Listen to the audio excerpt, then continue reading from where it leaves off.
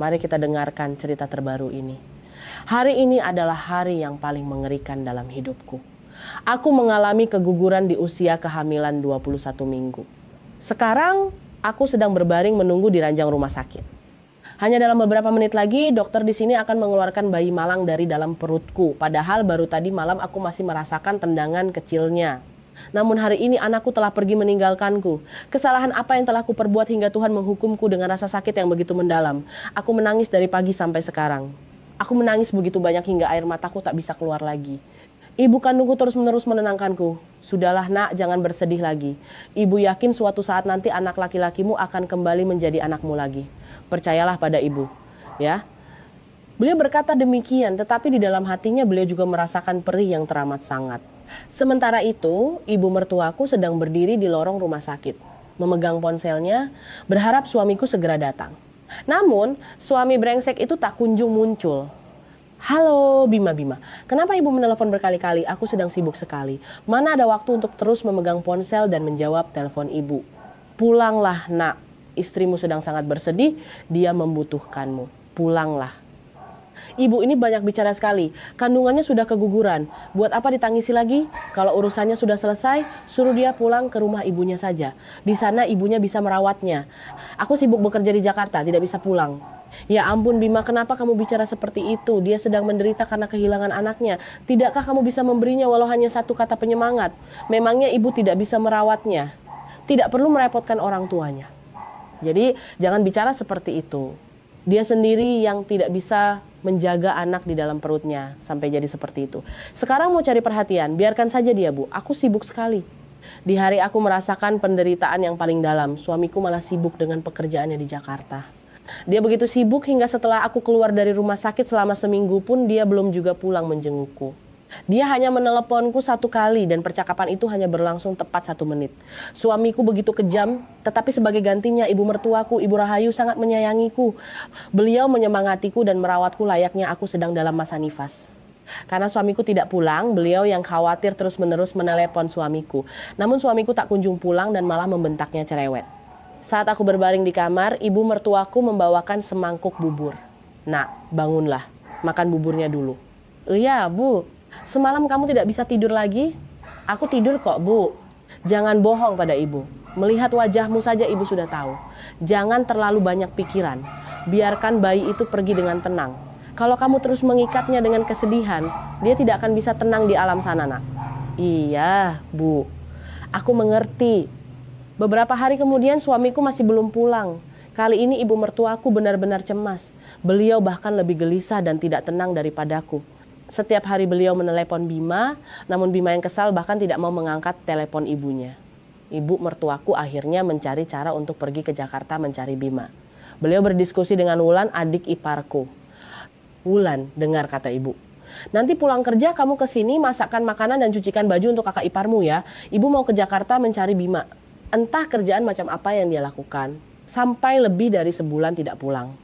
Ibu telepon, dia malah marah-marah, bikin kesal saja. Wulan menatap ibunya dengan curiga. Menurutku Mas Bima punya simpanan bu. Dulu dia setiap minggu pulang ke Sukabumi. Tapi sekarang saat Mbak Sari sakit, batang hidungnya saja tidak kelihatan. Menurut ibu omonganku ini benar tidak? Beliau menghela napas panjang. Ibu juga curiga. Makanya besok ibu harus ke Jakarta mencarinya. Besok aku ikut ibu. Biar ibu pergi sendiri. Kamu tidak usah ikut. Aku tidak tenang kalau ibu sendirian. Lagi pula, kalau kita berdua pergi, biar Ibu Kartini, Ibu kandung Sari, yang datang merawat Mbak Sari. Kalau di Jakarta nanti aku lihat Mas Bima punya selingkuhan, habis dia di tanganku. Bakal kucakar wajah pelakor itu sampai puas bu. Ibu hanya berdoa semoga Bima benar-benar sibuk kerja kalau dia sampai berani main gila, kasihan sekali nasib Sari. Sudahlah ibu tidak berani membayangkannya. Kita lihat saja besok di Jakarta. Pagi harinya saat aku masih berbaring di tempat tidur, ibu kandungku datang. Ibu datang pagi sekali? Iya, ibu mertuamu menelepon menyuruh ibu datang pagi-pagi. Memangnya beliau mau kemana pagi-pagi begini bu? Katanya sih ibu mertuamu dan Wulan mau pergi ke acara hajatan saudara di kampung sebelah. Beliau itu perhatian sekali loh. Beliau bahkan berpesan pada ibu untuk memasakkan makanan-makanan bergizi untukmu. Kalau beliau sebaik itu padamu, ibu juga ikut senang nak.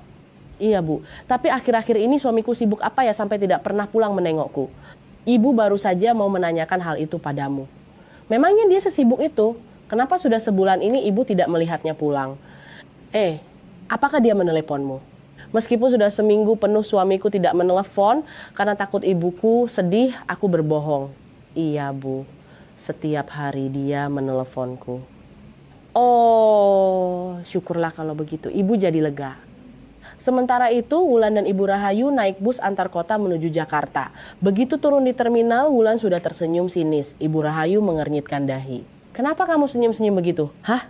Aku kan sudah bilang ibu ganti baju, tapi ibu tidak mau dengar. Mana ada orang pergi ke Jakarta pakai baju kebaya sederhana begitu. Coba ibu lihat, di sini semua orang berpakaian modis. Biarin. Ibu kan orang kampung, ya begini saja cukup. Kamu pikir kamu modis sekali sampai bisa mengkritik orang lain. Sudahlah, ayo naik ojek ke kos-kosan Bima, nanti kemalaman. Iya bu, Ibu Rahayu dan Wulan tiba di gerbang kos-kosan. Ibu Rahayu melihat ke arah kamar dan mendapati pintunya terkunci dari dalam. Beliau sangat senang. Syukurlah Bima ada di dalam, Lan. Perasaan ibu tidak enak, ayo kita panggil dia. Iya, bu. Wulan mengetuk pintu. Mas Bima, Mas ada di dalam. Terdengar suara dari dalam, lalu Bima membuka pintu dengan raut wajah terkejut. Loh, Ibu Wulan, kenapa kalian kesini? Ibu kangen sekali sama kamu. Beberapa hari ini kamu tidak bisa ditelepon. Ibu jadi khawatir. Ibu takut kamu sakit di sini dan menyembunyikannya dari ibu. Makanya ibu ajak Wulan ke sini.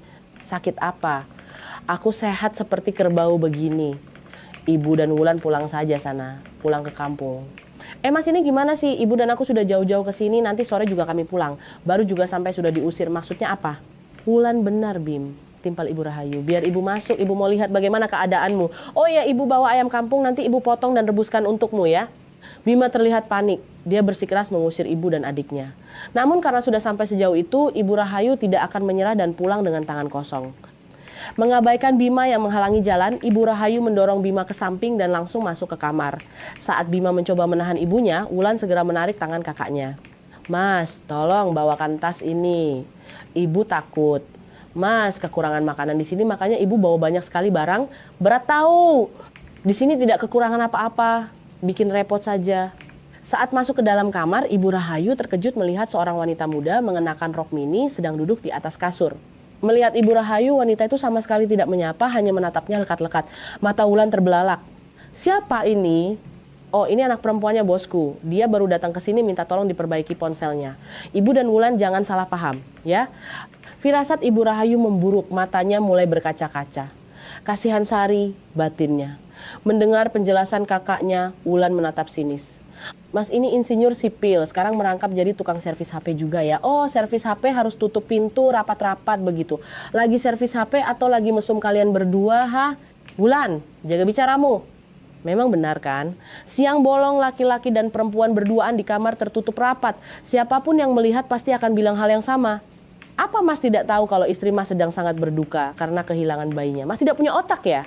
Diam kamu, ini urusanku. Kalau kamu tidak tahu apa-apa jangan bicara sembarangan, nanti kupukul kamu. Sudah, ibu mohon hentikan. Kalau ada masalah bicarakan baik-baik. Saudara kandung kok saling maki dan mau main tangan, tidak ada sopan santunnya. Wanita yang duduk di kasur itu dengan santai memainkan ponselnya tidak peduli dengan penjelasan Bima. Melihat keributan itu, wanita tersebut berdiri dan bersiap untuk pergi. Wajahnya sangat tenang, tapi saat sampai di pintu, Wulan menghadangnya. Berhenti, minggir kamu, bentak wanita itu. Kamu takut dan mau kabur ya? Kamu pikir aku takut, kamu salah besar. Minggir. Aku tidak mau minggir. Kalau kamu hebat, injak saja tubuhku. Kurang ajar. Wanita itu mengangkat tangannya hendak menampar Wulan, tapi Wulan menghindar. Wulan membalas dengan menampar keras wajah wanita itu 2 kali. Plak, plak. Lalu keduanya terlibat perkelahian. Wulan sudah hidup di kampung dan bekerja keras sejak kecil. Jadi tenaganya sangat kuat. Dalam sekejap dia berhasil menjatuhkan wanita itu ke lantai. Wulan menamparnya bertubi-tubi, membuat wanita itu pusing dan matanya berkunang-kunang. Bima yang marah langsung maju dan menarik Wulan. Wulan, kamu gila ya? Kenapa kamu memukulnya? Kamu tahu tidak dia siapa? Mau dia bidadari dari langit pun akan tetap kupukul. Dasar perempuan gatal. 15 menit kemudian keributan berhasil diredakan. Wanita itu duduk menangis, riasannya luntur dan rambutnya acak-acakan. Wulan duduk menyilangkan kaki, menatap lawannya dengan wajah garang. Ibu Rahayu sebenarnya merasa puas melihat wanita yang dibencinya itu dipukuli. Bima membentak Wulan, cepat minta maaf pada Ratu, kenapa tiba-tiba kamu memukulnya? Otakmu bermasalah ya? Dia yang mau mukul aku duluan. Otak Mas yang bermasalah. Aku cuma membela diri. Atau Mas maunya aku diam saja dipukuli. Maaf saja aku memang orang kampung tapi aku tidak bodoh. Benar Ratu yang mau memukul Wulan duluan. Ibu melihatnya dengan mata kepala ibu sendiri, bela Ibu Rahayu. Aku tidak peduli siapa yang salah duluan. Tapi Wulan memukul Ratu sampai seperti ini. Apa itu pantas? Sekarang Wulan sudah memukul orang. Dia harus minta maaf. Minta maaf padanya? Jangan mimpi. Kamu jangan keterlaluan. Aku tanya padamu, apa salah Ratu sampai kamu memukulnya, ha? Kalau begitu aku balik tanya, ada hubungan apa Mas dengan perempuan ini? Jawab, aku dan Ratu murni cuma teman. Kamu lihat sendiri kan, tidak perlu kujelaskan lagi. Cuma teman tapi pintunya ditutup rapat, Mas mau bohong sampai kapan? Kalau tidak punya bukti jangan bicara sembarangan. Kalau kamu tidak minta maaf pada Ratu, urusan kita belum selesai. Ibu Rahayu memberi isyarat mata pada Wulan. Minta maaflah padanya nak, nanti kita cari kesempatan untuk membereskannya. Wulan memahami maksud ibunya, ia menghela napas. Baiklah Mas, mau aku minta maaf padanya kan kamu harus panggil dia Mbak Ratu, bukan dia. Cepat minta maaf pada Mbak Ratu.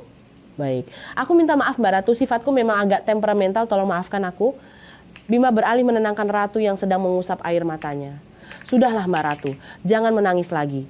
Wulan masih muda dan belum mengerti keadaan, tindakannya memang gegabah. Maafkan dia ya. Kali ini aku maafkan. Tapi lain kali kalian harus jaga mulut. Kalau tidak akan kulaporkan ke polisi. Wulan hanya bergumam pelan. Iya, tapi dalam hatinya ia berkata, wah dia masih memikirkan lain kali ya. Masih mau menggoda kakakku. Hebat juga nyalimu. Nah karena kesalahpahaman sudah diselesaikan, biar Wulan yang masak nasi dan ibu yang merebus ayamnya. Ratu makan siang di sini saja ya, kata Ibu Rahayu tiba-tiba. Ratu tidak menjawab, dia malah merebahkan diri di atas kasur Bima. Wulan masuk ke kamar mandi dan melihat keranjang cucian Bima bercampur dengan pakaian wanita, sikat gigi ada 2, dan perlengkapan mandi wanita berserakan. Dia menghela napas.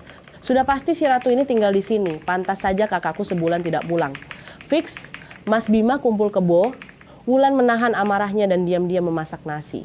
Ibu Rahayu yang masuk ke dapur kecil itu juga langsung paham saat melihat perabotan dapur yang lengkap. Beliau pura-pura bertanya, Bima, sejak kapan kamu suka masak? Dulu perasaan ibu kamu tidak pernah masak, perabotan juga tidak punya.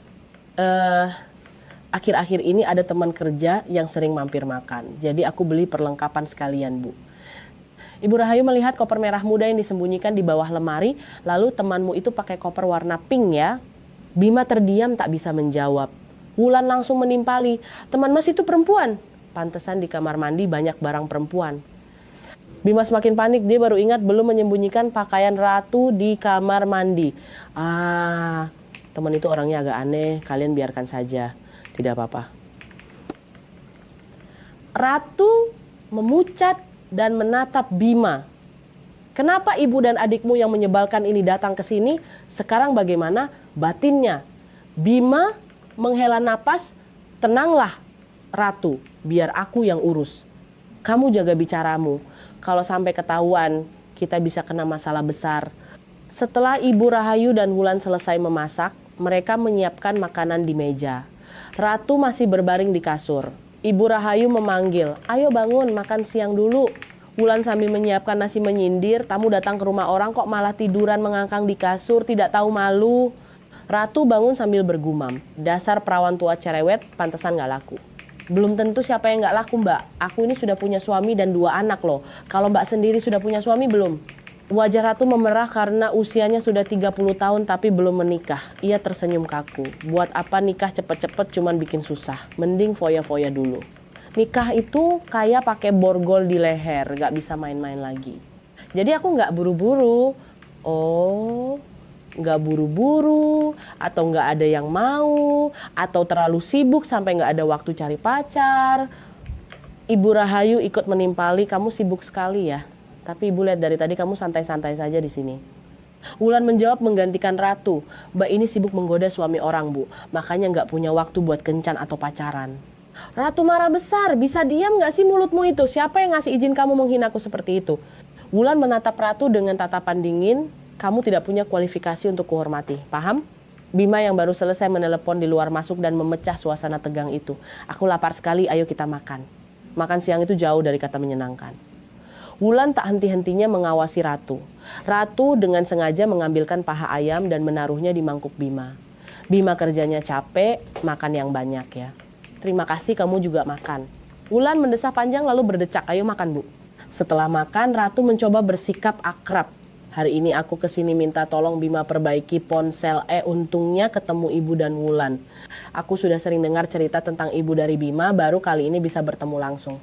Oh ya, Bima dan kamu berteman. Iya Bu, aku lebih tua 2 tahun dari Bima, tapi kami akrab dan menganggap satu sama lain sebagai sahabat. Begitu ya, soalnya Bima tidak pernah cerita, jadi Ibu tidak tahu bertemu denganmu hari ini. Ibu cukup terkejut. Ratu tersenyum, iya Bu, aku juga berencana kapan-kapan main ke kampung Ibu. Aku suka main ke kampung. Wulan mencibir, teman ya teman, jangan terlalu dekat nanti gigimu rontok loh Mbak. Bahkan belum nikah, mending cari teman laki-laki yang masih lajang. Kalau suka dekat-dekat dengan suami orang, suatu saat bakal babak belur, digebuki istri sahnya, lalu nangis-nangis menyalahkan takdir. Bima menatap tajam adiknya, Wulan, kamu mau cari gara-gara lagi, tadi belum cukup. Aku harus ngomong apa biar kamu ngerti. Wulan menghela napas menatap kakaknya, Mas. Aku ngomong jujur loh, Mas nggak pernah lihat video pelakor dilabrak di jalanan. Kebanyakan gadis belum menikah yang godain suami orang, terus ketangkap basah sama istri sahnya, lalu disisir rambutnya sampai botak. Mas nggak pernah lihat. Bima meringis, cukup. Aku dan Ratu ini temanan, kami sudah seperti saudara sendiri. Kalau kamu ngomong sembarangan begini didengar Sari, nanti dia pikir yang aneh-aneh. Sekarang baru ingat istri, Mbak Sari masih berduka karena kehilangan bayinya. Sementara Mas santai-santai di sini servis HP buat Mbak Ratu. Waktu luang begini, kenapa Mas nggak pulang nengok dan ngasih semangat ke istri sendiri? Aku nggak ngerti Mas ini suami macam apa. Aku tanya jujur, Mas dan Mbak Ratu selingkuh kan? Wajah Ratu masih terlihat tenang, tapi Bima langsung melompat marah. Kamu gila ya? Berapa kali harus kubilang, hubunganku dengan Mbak Ratu murni teman. Kamu makin ngawur. Mas tinggal jawab iya atau tidak. Coba jawab.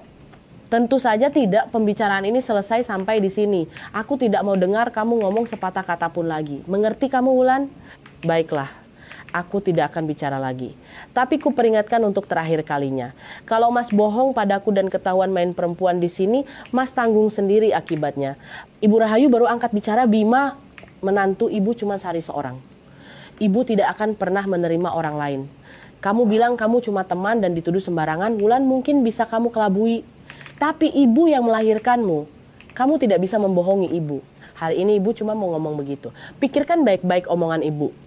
Bima sangat panik tapi dia tetap bersikeras membantah. Sesaat kemudian Bima menoleh pada Ratu. Mbak Ratu pulang saja, aku mau bicara berdua dengan ibuku sebentar. Ratu berdiri dengan ragu. Oh, Bima antar ke gerbang ya, aku mau nanya sesuatu sebelum pulang. Bima dan Ratu keluar ke gerbang. Ratu langsung menatap Bima dengan marah. Kamu nyuruh aku pulang, aku harus pulang kemana sekarang? Bukannya kita sudah tinggal bareng sebulan ini? Bima buru-buru menjelaskan pada selingkuhannya. Aku ngerti, tapi ibu dan adikku ada di sini sekarang. Kamu ke kafe di ujung jalan sana saja ya. Nanti kalau ibuku sudah pulang, aku jemput kamu. Ratu merengut, gak mau. Ayo dong sayang nurut ya, cuma sebentar kok. Ya sudah. Aku tunggu di sana. Kamu buruan suruh ibu dan adikmu yang menyebalkan itu pulang. Aku gak suka nunggu. Bima mengangguk, iya aku ngerti, sana pergi. Begitu Ratu pergi, Bima menghela napas panjang penuh kekhawatiran. Gimana caranya supaya ibu dan Wulan tidak curiga lagi? Kalau sampai Sari tahu, habislah aku. Bima masuk kembali ke kos, mencoba membujuk ibu dan adiknya untuk menutupi kesalahannya. Bu, gimana kalau kita pergi ke mall jalan-jalan? Aku yang traktir belanja. Panas-panas begini mau jalan-jalan. Iya, mumpung ibu dan Wulan di Jakarta. Ayo Bu. Ibu Rahayu menghela napas. Nggak usah jalan-jalan. Duduk sini ibu mau tanya. Habis ini ibu dan Wulan mau langsung pulang. Iya Bu, tanya apa? Kamu dan Ratu itu ada apa-apanya kan? Melihat kalian berdua saja ibu sudah tahu. Jangan sembunyikan lagi dari ibu. Bima tetap mengelak. Nggak ada Bu, aku sumpah nggak ada apa-apa. Ibu harus percaya padaku. Lalu kenapa dia datang ke sini seenaknya seperti yang punya rumah? Atau kalian berdua tinggal serumah. Lihat barang-barang di kamar ini ibu sudah paham. Jangan bohong lagi. Enggak Bu, tolong percayalah. Aku tidak akan pernah melakukan hal yang mengkhianati istriku. Setelah Bima memohon dan merengek, dia bahkan rela memberikan Wulan uang 10 juta untuk uang jajan dengan tujuan membungkam mulut Wulan agar tidak bercerita macam-macam saat pulang ke kampung nanti. Ibu Rahayu sangat menyayangi putra dan menantunya, jadi beliau tidak akan membeberkannya demi menjaga keutuhan rumah tangga mereka, sambil berharap Bima akan berubah. Wulan yang menikah muda dan hidup pas-pasan merasa 10 juta adalah jumlah yang sangat besar, ditambah janji Bima akan memberinya lagi nanti, ia pun tergiur dan setuju menutupi rahasia kakaknya. Dalam perjalanan pulang, Ibu Rahayu berpesan pada Wulan, Soal kita ketemu Ratu di tempat Bima, jangan bilang siapa-siapa ya, cukup kita berdua saja yang tahu. Wulan mengangguk, iya Bu, aku ngerti. Tapi aku merasa bersalah pada Mbak Sari. Ibu juga kasihan pada Sari, tapi ibu yakin Bima akan berubah. Mungkin dia cuma kepincut sesaat saja. Tidak lama lagi dia pasti akan sadar. Aku juga berharap dia berubah, Bu. Walau melihat kelakuannya tadi, rasanya tidak beres. Kita beri Bima satu kesempatan. Kalau beberapa waktu ke depan dia tidak berubah, kita akan beritahu istrinya biar istrinya mengambil keputusan. Kalau Mas Bima tidak berubah, mati dia di tanganku. Aku janji akan memihak Mbak Sari sampai akhir, Bu. Iya, ayo kita pulang. Aku sedang menyapu halaman saat ibu mertuaku dan Wulan pulang. Ibu, Wulan sudah pulang? Ibu mertuaku tersenyum cerah. Iya, ibu belikan oleh-oleh buah untukmu. Ibumu mana? Ibu baru saja pulang siang tadi. Aku sudah sehat jadi kusuruh ibu pulang karena beliau juga ada pekerjaan. Wulan yang merasa bersalah pada kakak iparnya hanya menyapa singkat lalu langsung pulang ke rumahnya sendiri. Ibu Rahayu masuk ke kamar untuk berbaring beralasan mabuk darat. Namun beliau berbaring dengan gelisah tak bisa tidur. Ia mengambil ponsel dan menelepon Bima. Iya Bu, ada apa? Ibu Rahayu menghela napas lalu berkata, Ibu tidak akan memberitahu Sari, tapi kamu harus berjanji pada Ibu. Kamu tidak akan pernah bersikap seperti itu lagi. Bisa kamu melakukannya? Tentu saja bisa Bu, Ibu harus percaya padaku. Aku tidak akan membiarkan Ratu datang ke sini lagi menggangguku. Ibu tenang saja. Ibu percaya. Cepatlah selesaikan pekerjaanmu dan minta pindah kerja yang dekat rumah. Iya, nanti kuatur. Tapi aku harus menyelesaikan proyek di sini dulu baru bisa pulang, Bu. Ibu tunggu ya. Lebih baik kerja dekat istri dan keluarga, Nak. Tidak ada tempat yang lebih baik dari keluarga sendiri. Iya, Bu. Aku tahu. Sudah ya. Aku sedang sibuk bekerja. Ingat janjimu pada Ibu. Akhir pekan ini, hari Sabtu, kamu harus pulang menjenguk istrimu. Kalau tidak pulang, Ibu akan benar-benar marah padamu. Iya, Bu. Aku mengerti. Bima buru-buru mematikan telepon. Karena Ratu sedang berbaring tanpa busana di sebelahnya. Ibumu bilang apa? Dia nyuruh kamu pulang kampung lagi? Bima memeluk Ratu. Iya. Ratu menepis tangan Bima dengan nada manja bercampur kesal. Terus rencanamu gimana? Kamu mau nurut kata ibumu pulang kampung dan hidup sama istrimu? Bima membujuk kekasihnya. Gak mungkin, mana bisa aku kerja di kampung? Jangan ngomong gitu. Siapa yang tahu ibumu nyuruh pulang pasti kamu pulang. Mana berani kamu membantah? Gak akan ada cerita begitu. Pekerjaanku di sini dan yang lebih penting ada kamu di sini. Mana mungkin aku pulang? Ratu memeluk leher Bima dengan manja. Istrimu tidak bisa punya anak ya. Biar aku saja yang melahirkan anak untukmu. Kamu mau punya anak berapa? Bima tertegun. Kok kamu tahu istriku keguguran? Ratu mencium bibir Bima lalu berkata, asal ada hubungannya denganmu aku tahu semuanya. Jadi kalau kamu punya niat untuk membohongiku, buang jauh-jauh pikiran itu ya. Aku memutuskan mulai hari Senin aku akan kembali bekerja. Ibu mertuaku juga ingin aku bekerja agar pikiranku lebih tenang. Aku berdiskusi dengannya, Bu besok aku mau ke Jakarta menengok Mas Bima. Akhir-akhir ini dia sibuk sekali, entah makanannya teratur atau tidak, jangan-jangan badannya makin kurus. Ibu mertuaku langsung melarang. Tidak usah ke sana, dia gemuk kok, tidak kurus. Loh, ibu tahu dari mana? Ibu mertuaku terbata-bata. Dia nelpon. Ibu bilang berat badannya naik. Kalau berat badan naik kan berarti gemuk. Oh, begitu. Tapi aku mau luangkan waktu 2-3 hari ke sana sebelum mulai kerja minggu depan, Bu. Ibu mertuaku bersikeras melarang. Ngapain ke sana? Besok lusa Bima juga pulang kok. Dia bilang ke ibu 1-2 hari lagi mau pulang. Jadi kamu tunggu saja di rumah ya. Tapi aku ingin melihat sendiri kehidupannya di sana. Kalau tidak lihat pakai mata kepala sendiri aku tidak tenang, Bu. Nanti-nanti saja ke sananya. Kamu kan baru sembuh, kondisimu belum stabil, dengarkan kata ibu. Di rumah saja.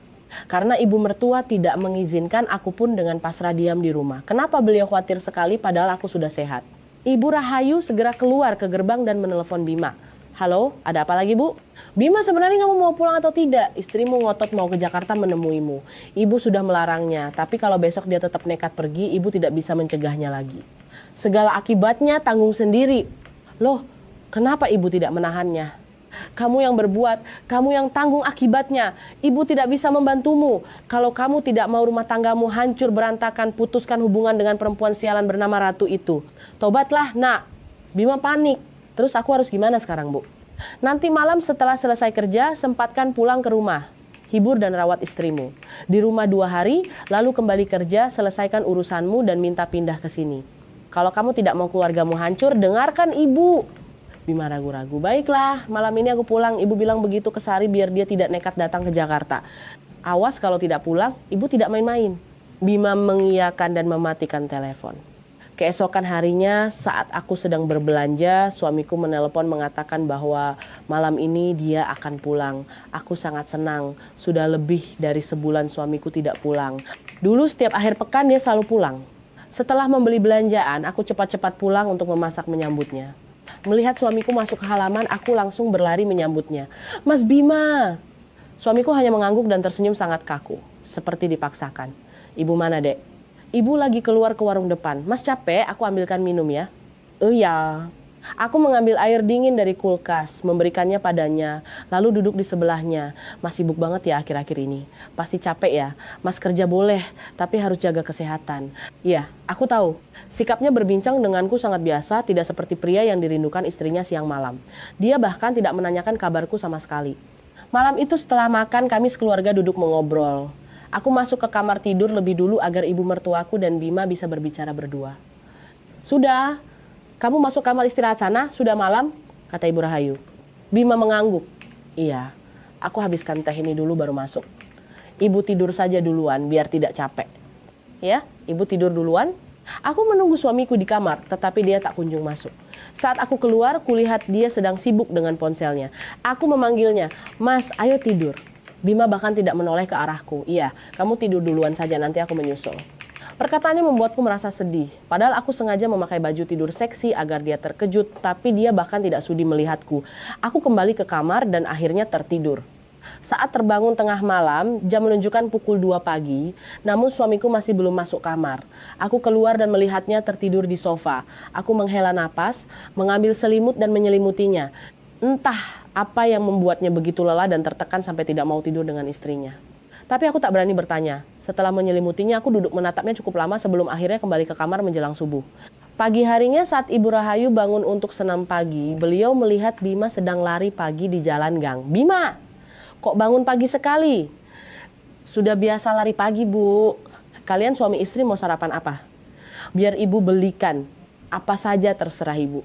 Ya sudah, kita sarapan soto ayam saja ya. Mumpung hari ini kamu libur, bawa istrimu jalan-jalan sana biar pikirannya segar. Bima menggeleng. Nggak usah jalan-jalan Bu, di rumah saja istirahat, aku lagi malas keluar. Ibu Rahayu mengerutkan dahi. Kamu sudah janji apa sama ibu? Atau kamu masih mau main gila dengan si Ratu? Ibu larang keras. Bima menghela napas kesal. Iya, aku tahu. Nanti ku ajak Sari jalan-jalan. Puas? Tolong ibu jangan bicara lagi, kepalaku pusing. Aku masuk dulu. Selesai sarapan, saat aku sedang mencuci piring, Bima berkata, nanti kita jalan-jalan ya. Aku sangat terkejut, mataku terbelalak menatapnya. Kita jalan-jalan berdua, mau kemana Mas? Terserah kamu mau kemana, aku antar. Kemana ya? Aku bingung, terserah Mas saja. Suamiku menghela napas. Kamu ini aneh, mau pergi kemana saja tidak tahu. Memangnya kamu tidak punya hobi?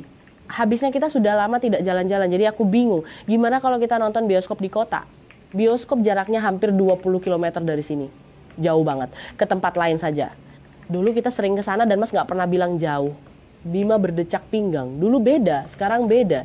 Jangan disamakan, kita ngopi di kafe saja dekat dan santai. Iya Mas. Melihat kami berdua berboncengan motor pergi jalan-jalan, ibu mertuaku sangat senang. Beliau selalu berharap kami hidup rukun dan bahagia. Beliau langsung menelepon Wulan. Lan, Bima sudah pulang. Ini dia lagi bawa istrinya jalan-jalan. Ibu senang sekali. Oh ya, sejak kapan pulang ya Bu? Dari semalam. Syukurlah. Nanti sore pulang kerja aku mampir ke sana ya Bu. Oh iya. Sampai di kafe, setelah memesan minuman, Bima terus menatap layar ponselnya tanpa mengobrol apa-apa. Aku yang harus selalu membuka percakapan lebih dulu. Melihat raut wajahnya yang cemas, aku bertanya, ada apa Mas? Kok kelihatan gelisah? Bima terbata-bata, nggak ada apa-apa. Diminum tuh mau pesan makanan lagi, pesan saja. Tapi wajah Mas kelihatan aneh. Mas punya pikiran apa? Bima mengernyitkan dahi. Kan sudah kubilang nggak ada apa-apa, jangan nanya terus. Selesai kencan yang sangat membosankan itu, suamiku memboncengku pulang dengan wajah muram. Aku tak berani banyak tanya karena takut dia marah. Sampai di rumah, ibu mertuaku dan Wulan sedang memasak di dapur. Wulan menyambut ceria. Mbak dan Mas Bima sudah pulang? Sana mandi ganti baju terus kita makan. Hari ini ibu nyembeli ayam jago kampung besar loh. Masaknya pasti enak banget. Oh ya Mbak, aku beli buah tolong potongin ya. Iya. Bima langsung merebahkan diri di kursi ruang tamu dengan wajah sangat kelelahan. Aku menghela napas, lalu naik mengambil baju untuk mandi. Saat kami semua baru saja duduk di meja makan, terdengar suara tamu. Wulan pergi membuka pintu, lalu matanya terbelalak tak percaya. Mulutnya tergagap. "Kamu, berani-beraninya kamu kesini?" Ibu mertuaku ikut melongok dari dalam. "Siapa, Lan?" "Ini, Bu, Ratu." Mendengar nama Ratu, Bima yang sedang makan langsung menyemburkan nasinya dan terbatuk-batuk hebat. Ratu melenggang masuk sambil tersenyum lebar. "Selamat siang semuanya." Ibu mertuaku terpaku tak bisa berkata-kata. Mulut Bima terkunci lalu tergagap. Mbak Ratu kenapa jauh-jauh ke sini?" Aku yang tidak tahu apa-apa tersenyum. "Ini teman Mas ya, ayo duduk ikut makan sekalian, Mbak." Ratu tersenyum ceria. Wah, pas banget. Aku memang lagi lapar. Aku berdiri mengambilkan piring tambahan. Ratu dengan santai duduk di meja makan membuat Bima ketakutan setengah mati. Ibu Rahayu dan Wulan saling bertatapan dengan mata terbelalak tak mampu bersuara. Mereka sangat marah. Tetapi karena ada aku di sana, mereka terpaksa menelan pil pahit dan berpura-pura tidak terjadi apa-apa demi menjaga perasaanku. Tapi Wulan tidak tahan lagi. Dia berdiri dan pindah ke ruang tamu karena takut kalau tetap duduk di sana, tangannya akan melayang meninju wajah perempuan yang berani menggoda kakaknya itu. Ibu Rahayu yang juga kesal sampai tak bisa menelan nasi ikut bangkit dan menyusul Wulan ke ruang depan. Perempuan tua ini berani-beraninya menampakkan wajah di sini. Dia mau merampas suami orang terang-terangan begini. Bisik Wulan dengan amarah memuncak. Ibu Rahayu menggertakkan gigi. Gawat kalau begini terus rahasianya bisa terbongkar. Kasihan Sari. "Aku cuma pengen hancurin wajah perempuan gatal itu, Bu." Ibu Rahayu menggenggam tangan Wulan. "Tenang, Lan. Kalau sampai ketahuan gawat urusannya, kita harus tenang dan cari cara supaya perempuan itu angkat kaki dari sini." "Lalu kita harus gimana, Bu? Aku sudah tidak tahan." Di ruang makan tinggal aku, Bima, dan Ratu. Bima menundukkan kepala dalam-dalam tak berani bicara. Ratu bertingkah santai layaknya di rumah sendiri. "Ayamnya enak banget, Dek." "Iya, Mbak. Ini ayam kampung. Makan yang banyak ya." "Iya, aku nggak sungkan kok. Jangan repot-repot." Ratu lalu menoleh pada Bima. "Rumahmu masuk ke dalam gang banget ya, Bim. Aku harus tanya orang 3 kali baru ketemu." Hampir saja kesasar. Bima menjawab ragu, "Mbak, kesini ada urusan apa?" Ratu menjawab dengan santai. "Nggak ada urusan apa-apa. Akhir pekan libur, ya jalan-jalan saja. Sekalian penasaran ingin main ke rumahmu. Apalagi hari ini bisa bertemu istrimu. Aku merasa terhormat sekali." Bima terdiam tak berani menjawab. Aku cukup terkejut dengan keterbukaan Ratu. "Mbak ini atasannya suamiku ya?" "Bukan, aku anak perempuan dari bos suamimu. Aku dan Bima sudah saling menganggap seperti saudara sendiri. Aku sudah lama mau ke sini tapi baru sempat sekarang." "Oh, begitu. Kehormatan juga buatku, Mbak. Namaku Sari." "Iya, aku tahu." "Sari sudah kerja atau masih di rumah saja?" "Rencananya Senin depan mulai kerja lagi, Mbak." "Baguslah, kerja saja. Di rumah terus. Pasti bosan kan?" "Iya, Mbak." Aku dan Ratu mengobrol cukup lama. Dia lebih santai dari dugaanku. Dia mengenalkan diri berumur 30 tahun dan belum menikah. Dia bahkan menyuruhku mencarikannya jodoh orang kampung. "Oh ya, rumah ini ada kamar kosong nggak? Tolong simpan koper bajuku sekalian ya. Aku mau mandi," kata Ratu. "Iya, Mbak." Ratu mengambil handuknya sendiri dan masuk ke kamar mandi tanpa canggung sedikit pun. Saat aku kebingungan mencari tempat tidur untuknya, ibu mertuaku keluar dan menarik koper Ratu ke kamarnya. "Malam ini Ratu tidur di kamar ibu saja. Kamu tidak usah repot mengatur lagi." "Apa tidak apa-apa, Bu. Aku tadi mau membereskan kamar gudang untuk tempat tidurnya." "Sudah, biarkan dia tidur di kamar ibu saja. Kamar gudang banyak nyamuknya." Aku naik ke tempat jemuran di lantai atas untuk menjemur pakaian. Bima langsung menarik ibunya keluar rumah. "Bu, malam ini ibu harus awasi perempuan itu ya. Jangan biarkan dia mendekatiku." "Iya, ibu tahu. Kok ada ya manusia tidak tahu malu seperti dia. Bikin muak." Wulan mendengus. "Tunggu saja sampai besok. Kalau dia keluar rumah, kupukuli dia sampai habis. Aku sudah muak, Bu. Tapi karena tidak mau Mbak Sari tahu, aku harus menahan diri begini." Ibu juga rasanya tercekat di tenggorokan, tidak tahan lagi. Kenapa ada manusia seburuk itu di dunia ini? Ratu selesai mandi dan memanggil Bima. "Bim, hair dryer di mana?" "Di kamarku, Mbak." Saat Ratu hendak masuk ke kamar Bima, Ibu Rahayu langsung membentak. "Berhenti di situ, biar ibu yang ambilkan." "Kamu tunggu di luar." Ibu Rahayu mengambil hair dryer dan menyerahkannya pada Ratu. "Kamu mau menginap di sini?" "Iya, Bu. Aku tidak kenal siapa-siapa di sini selain Bima. Masa ibu mau membiarkanku tidur di jalan?" "Dasar tidak tahu malu. Kau akan menyesali perbuatanmu, Ratu." Ratu tersenyum sinis. Ibu bicara terlalu kasar. Aku dan Bima kan seperti saudara. Kenapa ibu membesar-besarkan masalah? Tapi Bima, anakku sudah punya istri. Istrinya baik dan penurut, tidak sepertimu. Perempuan tidak punya harga diri. Cari laki-laki lain sana untuk dijadikan teman, jangan Bima. Ratu menjawab dengan penuh percaya diri. Bertemu itu takdir, tapi bisa bersama atau tidak itu tergantung Bima. Jadi ibu jangan banyak bicara, nanti kalau Sari dengar dia bisa sedih loh. Melihatku turun dari lantai atas, Ibu Rahayu dan Ratu berhenti berdebat. Ibu Rahayu langsung mengubah nada suaranya. Ratu, malam ini kamu tidur sama ibu ya. Soalnya rumah ini tidak ada kamar kosong lagi. Kamu mau? Atau kalau mau tidur di penginapan ya terserah kamu. Loh, tidak ada kamar lagi, Bu. Tinggal kamar gudang tapi nyamuknya banyak. Dulu anjing peliharaan ibu beranak di situ. Kalau kamu mau tidur di sana biar ibu ambilkan selimut. Mendengar ibu mertuaku berkata begitu pada tamu, aku buru-buru menengahi. Mbak Ratu jangan marah ya, ibu cuma bercanda. Ibu mertuaku memelototiku. Ibu serius nak? Ibu jangan begitu. Ratu tersenyum kaku. Tidak apa-apa Sari, ayo kita cari angin di luar, masih sore.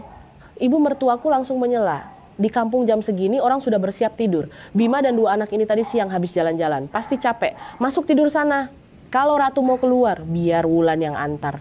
Wulan menatap Ratu tajam. Sini kuantar mbak. Teringat kejadian ia dipukuli Wulan tempo hari, Ratu langsung ciut. Tidak usah, aku juga mau tidur saja. Tidur di sofa ruang tamu juga tidak apa-apa. Pinjam selimut saja. Mana boleh tamu tidur di ruang tamu. Masuk ke kamar ibu, ranjang ibu luas kok. Lagian ibu cuman sendirian, ngapain sungkan. Akhirnya Ratu terpaksa tidur di kamar Ibu Rahayu. Dia sangat tidak suka tapi tidak ada pilihan lain. Aku dan Bima masuk ke kamar. Seperti kemarin Bima tidak menyentuhku sama sekali. Dia juga tidak mengajakku mengobrol. Dia hanya asyik menonton video di ponselnya, membiarkanku berbaring dengan berbagai pikiran berkecamuk di kepalaku. Aku mencoba mengingat kesalahan apa yang kuperbuat sampai dia bersikap sedingin ini. Karena terus memikirkan hal itu, aku sampai tidak punya waktu memikirkan kedatangan Ratu. Aku berbalik dan memeluk suamiku. Mas, aku mau peluk.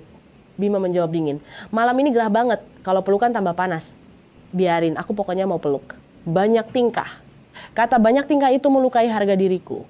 Aku berbalik menghadap tembok dan mencoba memejamkan mata. Hanya dengan tidur aku bisa melupakan rasa sedih ini. Pukul 1 dini hari Ratu belum bisa tidur. Pikirannya dipenuhi hal-hal kotor. Apakah Bima sedang memeluk istrinya? Apakah mereka sedang berhubungan intim? Pikiran itu membuatnya gelisah. Dia bangun dan merangkak keluar dari kelambu dengan sangat perlahan agar tidak ketahuan Ibu Rahayu. Saat tangannya menyentuh gagang pintu, suara Ibu Rahayu terdengar. Mau kemana belum tidur? Ratu terkejut setengah mati sampai jiwanya rasanya melayang. Aku mau buang air kecil. Dia mendorong pintu dan keluar. Nenek tua sialan bikin jantungan saja gerutunya dalam hati. Meski bilangnya mau ke kamar mandi, Ratu malah berjalan menuju kamar Bima dan Sari. Dia menempelkan telinganya ke pintu untuk mendengar suara dari dalam. Tiba-tiba dia terlonjak kaget. Saat berbalik, dilihatnya Ibu Rahayu melambaikan tangan dari kejauhan.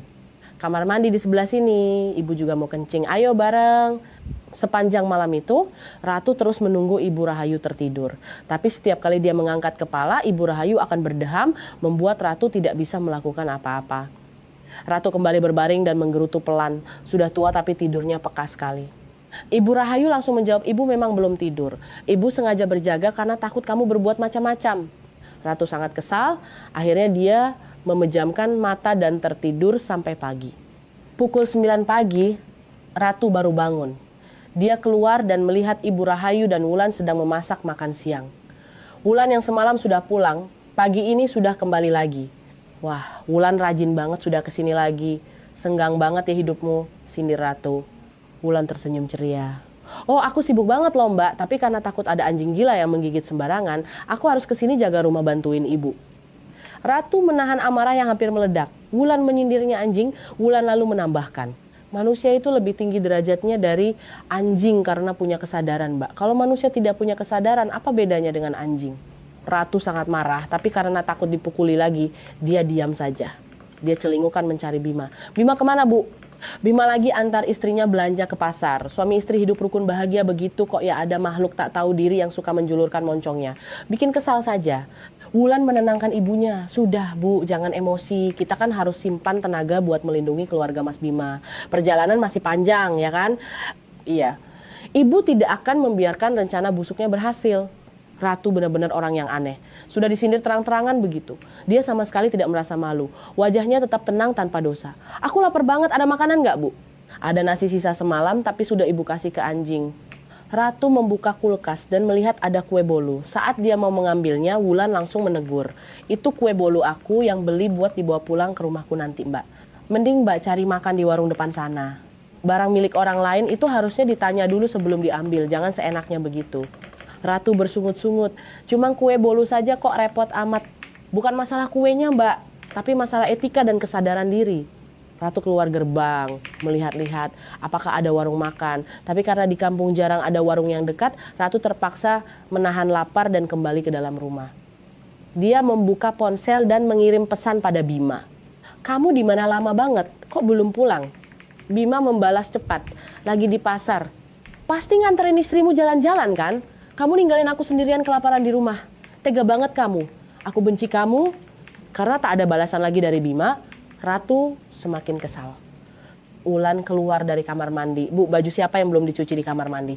Paling bajunya Ratu. Ratu menghela napas. Iya, itu bajuku. Wulan mencibir. Kok nggak dicuci? Nunggu siapa yang nyuciin, ha? Ratu berdiri. Ya aku cuci. Nggak usah ngegas gitu dong. Sudah jelek, galak lagi. Wulan melotot. Mbak ngomong sama siapa? Mau tahu rasanya dihajar sama orang jelek? Ibu Rahayu melerai. Sudah. Ratu pergi cuci baju, Wulan lanjut masak sana cepat. Wulan kembali ke dapur sambil bergumam. Perempuan sialan, malam ini rasakan pembalasanku. Aku dan Bima pulang dari pasar karena tadi pagi ibu mertua meminta kami membelikan beberapa barang.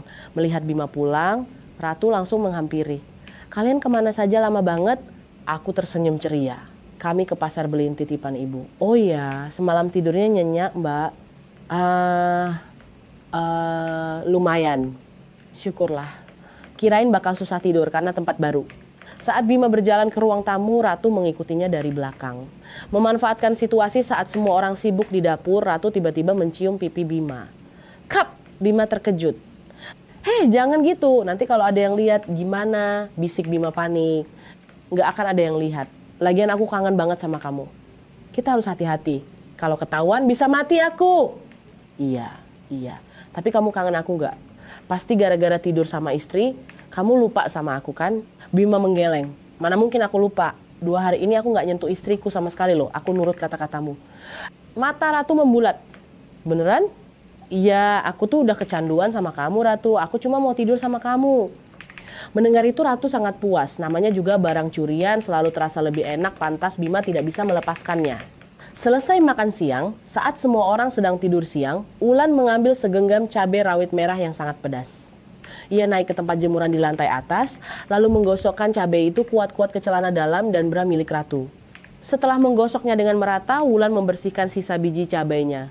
Rasakan ini, perempuan gatal. Lihat saja, malam ini apa kamu masih bisa sombong? Berani-beraninya merebut suami orang, batin Wulan puas. Selesai membalas dendam, Wulan mengambil pakaiannya yang sudah kering dan pulang ke rumahnya. Malam harinya, karena sangat merindukan satu sama lain, Bima dan Ratu merencanakan untuk kabur ke penginapan di luar kampung. Bima menyuruh Ratu keluar rumah duluan, nanti dia menyusul. Selesai makan malam, Ratu pamit mau main ke rumah temen. Ibu Rahayu pura-pura heran, katanya kamu tidak kenal siapa-siapa di sini. Oh, ini teman sekantor, Bu. Dia lagi pulang ke rumah bibinya di kampung sini. Tadi dia telepon nyuruh aku main. Oh, ya sudah sana pergi. Bawa kopernya sekalian? Nggak usah, Bu. Ratu mengambil tas lempangnya dan langsung pergi. Ratu berjalan keluar menuju jalan raya yang sepi untuk menunggu Bima menjemputnya. Saat itu, area dadanya dan bagian kewanitaannya mulai terasa sangat perih. Sebenarnya saat dia mandi sore dan memakai pakaian dalamnya, dia sudah merasa agak perih. Tapi karena buru-buru, dia tidak menggantinya. Sekarang, gesekan saat berjalan membuat area itu terasa seperti terbakar. Dan dia tidak punya baju ganti. Jalanan kampung itu sangat gelap dan sepi. Bima tak kunjung datang. Rasa panas dan perih yang luar biasa membuatnya menangis terseduh-seduh. Di rumah. Bima mencari alasan untuk keluar. Bu, aku mau beli pulsa sebentar ke depan. Ibu Rahayu yang tidak curiga mengangguk. Ya, cepat pulang ya. Bima dengan gembira memacu sepeda motornya. Rencananya dia akan menyewa kamar penginapan selama 3 jam lalu pulang. Kalau ibunya tanya, dia akan bilang bertemu teman lama dan minum kopi sebentar, pasti aman. Bima mengebut menuju jalan sepi itu. Melihat Ratu berjongkok menangis sesenggukan, Bima terkejut. Ratu, kamu kenapa? Ada apa? Ratu meringis kesakitan. Aduh, sakit banget, panas. Sakit di mana? Ratu menunjuk ke bagian bawahnya. Di sini. Melihat Ratu menunjuk bagian itu, Bima malah salah paham dan mengira Ratu sedang bergairah. Oh, aku paham. Ayo naik, kita berangkat sekarang biar nggak kehabisan waktu. Sampai di penginapan kelas Melati, Bima membawa Ratu ke kasur. Aku kangen banget sayang. Ratu mendorong dada Bima sambil meringis. Aduh, sakit. Minggir. Bima bingung. Loh, kamu kenapa sih? Ratu menangis terisak. Mati aku perih banget rasanya, Bim. Bima lalu membuka baju Ratu dan terkejut setengah mati. Bagian dada dan kewanitaan Ratu membengkak merah dan melepuh mengerikan. Bima panik dan berteriak, "Ya ampun Ratu, kamu kenapa bisa begini?" Aku nggak tahu. Habis mandi tadi rasanya perih kayak terbakar. Apa aku alergi ya? Baju ini kamu taruh di mana? Baju ini baru kucuci tadi pagi di rumahmu. Kujemu di lantai atas, terus sore tadi kuambil buat dipakai. Gitu aja. Apa sabun cuci di rumahmu abal-abal? Bima menggaruk kepalanya yang tidak gatal. Aku juga nggak ngerti kenapa ia sudah kuantar ke rumah sakit sekarang ya. Bengkak begini aku jadi ngeri liatnya. Ratu marah. Ini gara-gara siapa? Hah? Sekarang kamu ngeri? Kamu jijik sama aku? Bukan gitu sayang. Biar kuantar ke dokter dulu, ini kelihatan parah. Bima membawa Ratu ke rumah sakit terdekat. Setelah diperiksa, dokter mengoleskan salep hijau ke area yang merah dan memberikan resep obat. Berakhir sudah 3 jam berharga mereka, Bima dengan sedih menunggu Ratu di ruang perawatan. Ratu meringis kesakitan, tak sanggup bicara lagi. Melihat mereka pulang dengan gelagat aneh malam itu ditambah sikap dingin suamiku akhir-akhir ini, aku mulai mencurigai ada hubungan gelap antara suamiku dan Ratu. Besoknya aku bertanya pada ibu mertuaku. Bu, boleh aku tanya sesuatu? Tanya apa nak? Aku merasa hubungan Mas Bima dan Mbak Ratu itu tidak wajar, Bu. Mereka sepertinya bukan cuma teman. Aku curiga mereka selingkuh. Awalnya ibu mertuaku masih berusaha membantah. Tidak mungkin, nak. Bima tidak akan berani melakukan perbuatan bejat seperti itu. Mereka cuma teman. Kamu terlalu banyak pikiran saja. Aku memang tidak punya bukti, Bu. Tapi perasaanku mengatakan begitu. Apakah mungkin mereka main belakang dariku? Nah, ibu mohon. Sebelum ada bukti yang jelas, jangan mengambil kesimpulan dulu. Kita lihat saja nanti perkembangannya ya. Oh ya, Bu. Pagi harinya, Ratu harus pergi ke rumah sakit di Jakarta untuk kontrol. Karena masih sangat kesakitan, dia pamit pulang. Suamiku memanggilkan taksi untuknya. Tapi sore harinya, suamiku beralasan ada pekerjaan mendesak dan langsung menyusul ke Jakarta. Kecurigaanku tidak terjawab. Malam itu saat aku di kamar, aku mendengar suara motor Wulan datang. Aku bangun dan berjalan mengendap-endap untuk mencuri dengar pembicaraan ibu mertuaku dan Wulan. Lan, perempuan tua itu sudah pulang? Ya, tiba-tiba dia kena penyakit apa gitu, jerit-jerit kesakitan terus langsung naik taksi ke Jakarta. Wulan tertawa terbahak-bahak. Biarin mampus. Berani-beraninya dia menggoda Mas Bima. Biar kapok dia. Ibu Rahayu penasaran. Kok kamu kegirangan begitu? Kamu apakan dia?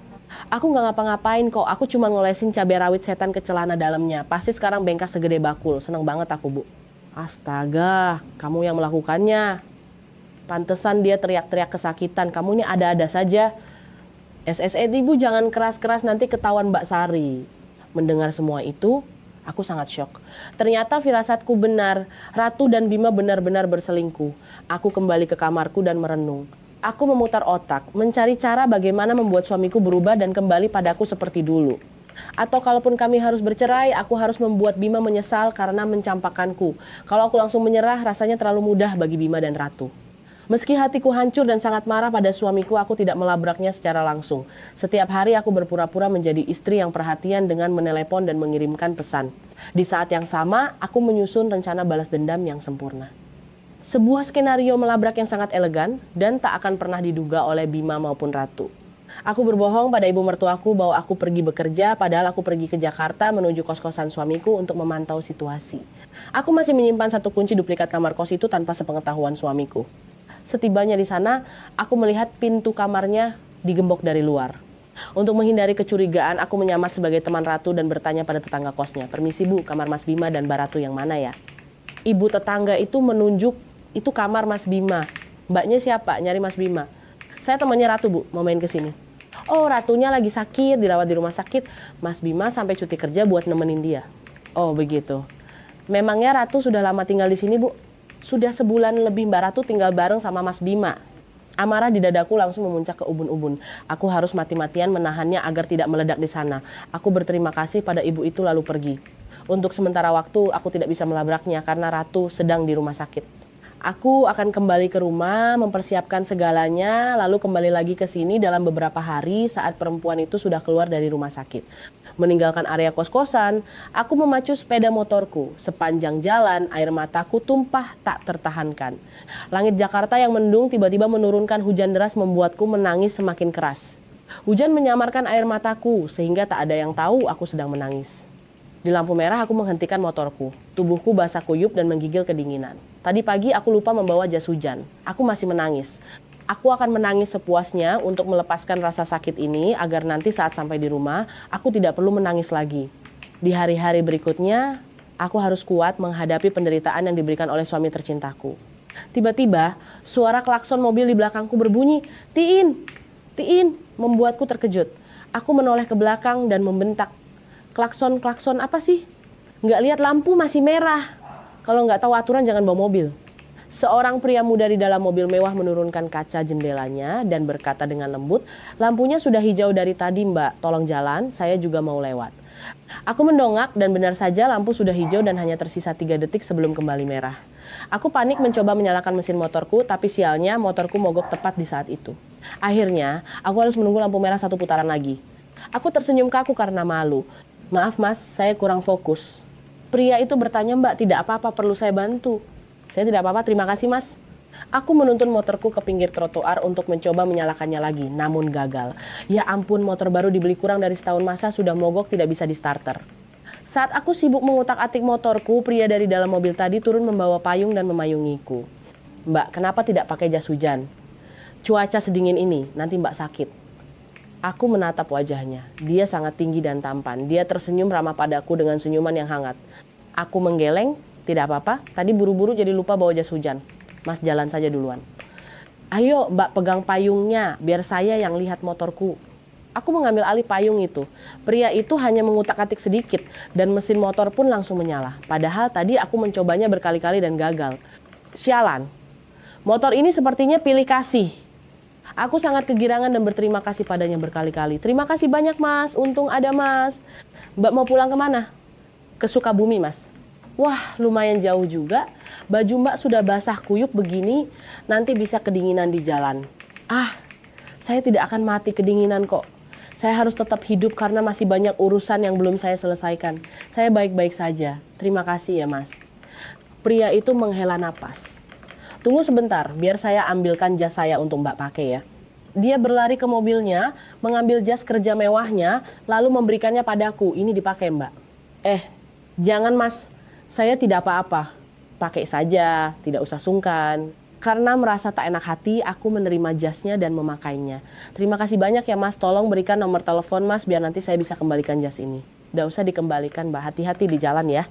"Iya, saya pamit dulu. Terima kasih." Saat pria itu berbalik menuju mobilnya, dia menoleh lagi dan berkata, "Saya tidak tahu masalah apa yang sedang Mbak hadapi sampai Mbak menangis sebanyak itu. Tapi tetaplah ceria dan optimis ya Mbak. Mbak masih muda, masa depan masih panjang. Masih banyak hal indah yang menunggu Mbak di depan sana." Aku tertegun. Pasti saat menunggu lampu merah tadi dia melihatku menangis terseduh-seduh. Aku membalas dengan senyuman kaku, "Iya terima kasih mas." Pria itu mengangguk sambil tersenyum lalu berbalik pergi. Ya Tuhan, ada ya pria yang sudah tampan baik hati pula. Sampai di rumah di Sukabumi, ibu mertuaku heran melihatku. "Sari, kok tumben pulang cepat?" "Iya bu, badanku agak kurang enak jadi aku minta izin pulang cepat." "Terus bajumu basah kuyup, kehujanan ya?" "Iya bu, aku mau mandi dulu, dingin banget." Setelah selesai mandi, aku membuka jas milik pria tadi. Saat merogoh sakunya, aku menemukan sebuah kartu nama, Arya Surya, Direktur PT Indotech. Wah, ternyata dia seorang CEO muda. Pantesan sukses di usia muda. Aku sudah punya kontaknya, kapan-kapan kalau ada waktu, aku akan datang ke perusahaannya untuk mengembalikan jas ini. Setelah mandi, aku berbaring di kasur. Aku membuka ponsel dan menelepon Bima, tapi tidak diangkat. Aku mengirimkan pesan. "Suamiku sayang, istri tiba-tiba kangen banget nih. Sempatkan pulang dong." Beberapa saat kemudian, suamiku membalas dengan nada jengkel. "Aku sibuk banget, banyak kerjaan. Kalau nggak penting-penting amat, jangan telepon aku ya. Tapi aku kangen mau dengar suaramu." Sudahlah, hentikan sifat kekanak-kanakanmu itu. "Aku sibuk nggak ada waktu." Lalu suamiku mematikan telepon dengan dingin. Aku tersenyum sinis. "Sibuk kerja atau sibuk ngerawat Mbak Ratumu itu? Lihat saja nanti Bima." 3 hari kemudian aku mendapat kabar bahwa Ratu sudah keluar dari rumah sakit dan kembali ke kos-kosan bersama suamiku. Karena harus merawat kekasihnya, Bima cuti beberapa hari. Hebat, saat istri sah sakit dan ibunya menyuruh pulang, dia mati-matian menolak. Tapi demi si pelakor, dia rela cuti berhari-hari. Aku membeli alat cukur rambut elektrik kecil clipper dan memasukkan barang-barang penting ke dalam tasku, lalu berangkat ke Jakarta untuk menjalankan rencanaku. Sebelum berangkat, aku menelepon suamiku. Halo, lagi ngapain mas? Sudah mulai kerja?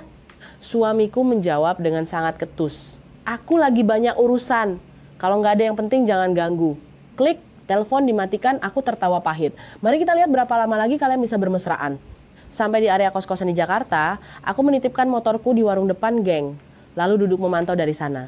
Sekitar 30 menit kemudian, kulihat Bima membonceng Ratu dengan sepeda motornya. Ratu memeluk Bima dari belakang dengan sangat erat. Aku marah, tapi tetap menjaga kewarasan dan ketenanganku. Kalau perempuan lain mungkin sudah berlari mencegat motor itu lalu menjambak Ratu habis-habisan sampai bikin geger satu kampung. Tapi tidak denganku. Bima dan Ratu tidak memakai helm, aku yakin mereka hanya pergi mencari sarapan di dekat sini. Aku segera masuk ke area kos-kosan. Sekitar jam 8 pagi, kos-kosan itu sepi karena para penghuni lain sedang pergi bekerja. Aku mengeluarkan kunci duplikat, membuka gembok, dan masuk ke kamar suamiku. Kondisi kamar sangat berantakan, selimut dan bantal belum dilipat, dan di ujung kasur terdapat pakaian dalam Ratu yang berserakan. Hatiku hancur, air mataku menetes. Di atas meja ada 2 botol minuman, berenergi setengah pakai. Dengan cepat aku membuka tutup botolnya dan memasukkan obat tidur yang sudah kuhancurkan ke dalamnya lalu menutupnya kembali. Setelah itu aku masuk ke kamar mandi, mengeluarkan botol semprotan berisi cairan pemicu gatal alergi parah dan menyemprotkannya ke handuk mandi mereka. Setelah semua selesai, aku memanjat naik ke atas kamar mezanine, tempat jemuran kecil, dan bersembunyi di sudut gelap di balik tumpukan kardus. Setengah jam kemudian terdengar suara motor Bima dan Ratu kembali. Bima melihat pintunya hanya ditutup bukan digembok. Loh, kamu tadi lupa gembok pintunya? Tanya Bima. Enggak aku udah gembok kok. Pasti kamu lupa lagi. Kayak kemarin-kemarin. Ratu merengut, alah di kosan burik begini emangnya ada barang berharga apa sih yang bisa dicuri? Bima tertawa, iya juga sih. Dari persembunyianku, aku bisa melihat jelas Bima dan Ratu saling bermesraan. Bima mengambil botol minuman berenergi dan meminumnya dengan rakus. Seger. Habis makan nasi uduk bawaannya haus bener sayang. Aku juga haus. Ratu mengambil botol satu lagi dan meminumnya sampai habis. Aku tersenyum sinis di atas sana. Minumlah, kalian akan segera merasakan akibatnya. Karena obat tidur butuh waktu untuk bereaksi, Ratu masih sempat melepas sebagian bajunya dan menggoda Bima. Sayang, aku gerah banget nih. Bima menghabiskan minumannya dan menjawab, kamu kan baru keluar dari rumah sakit, masa udah mau minta jatah lagi? Ratu membusungkan dadanya di depan Bima. Gimana kalau kita mandi bareng? Badanku rasanya panas semua nih. Melihat tingkah Ratu yang sangat binal dan haus belayan seperti itu, pantas saja Bima sangat tergila-gila padanya. Darahku mendidih. Jujur saja, saat melihat Bima menggendong Ratu ke kamar mandi, rasanya aku ingin melompat turun dan menusuk mereka berdua dengan pisau saat itu juga.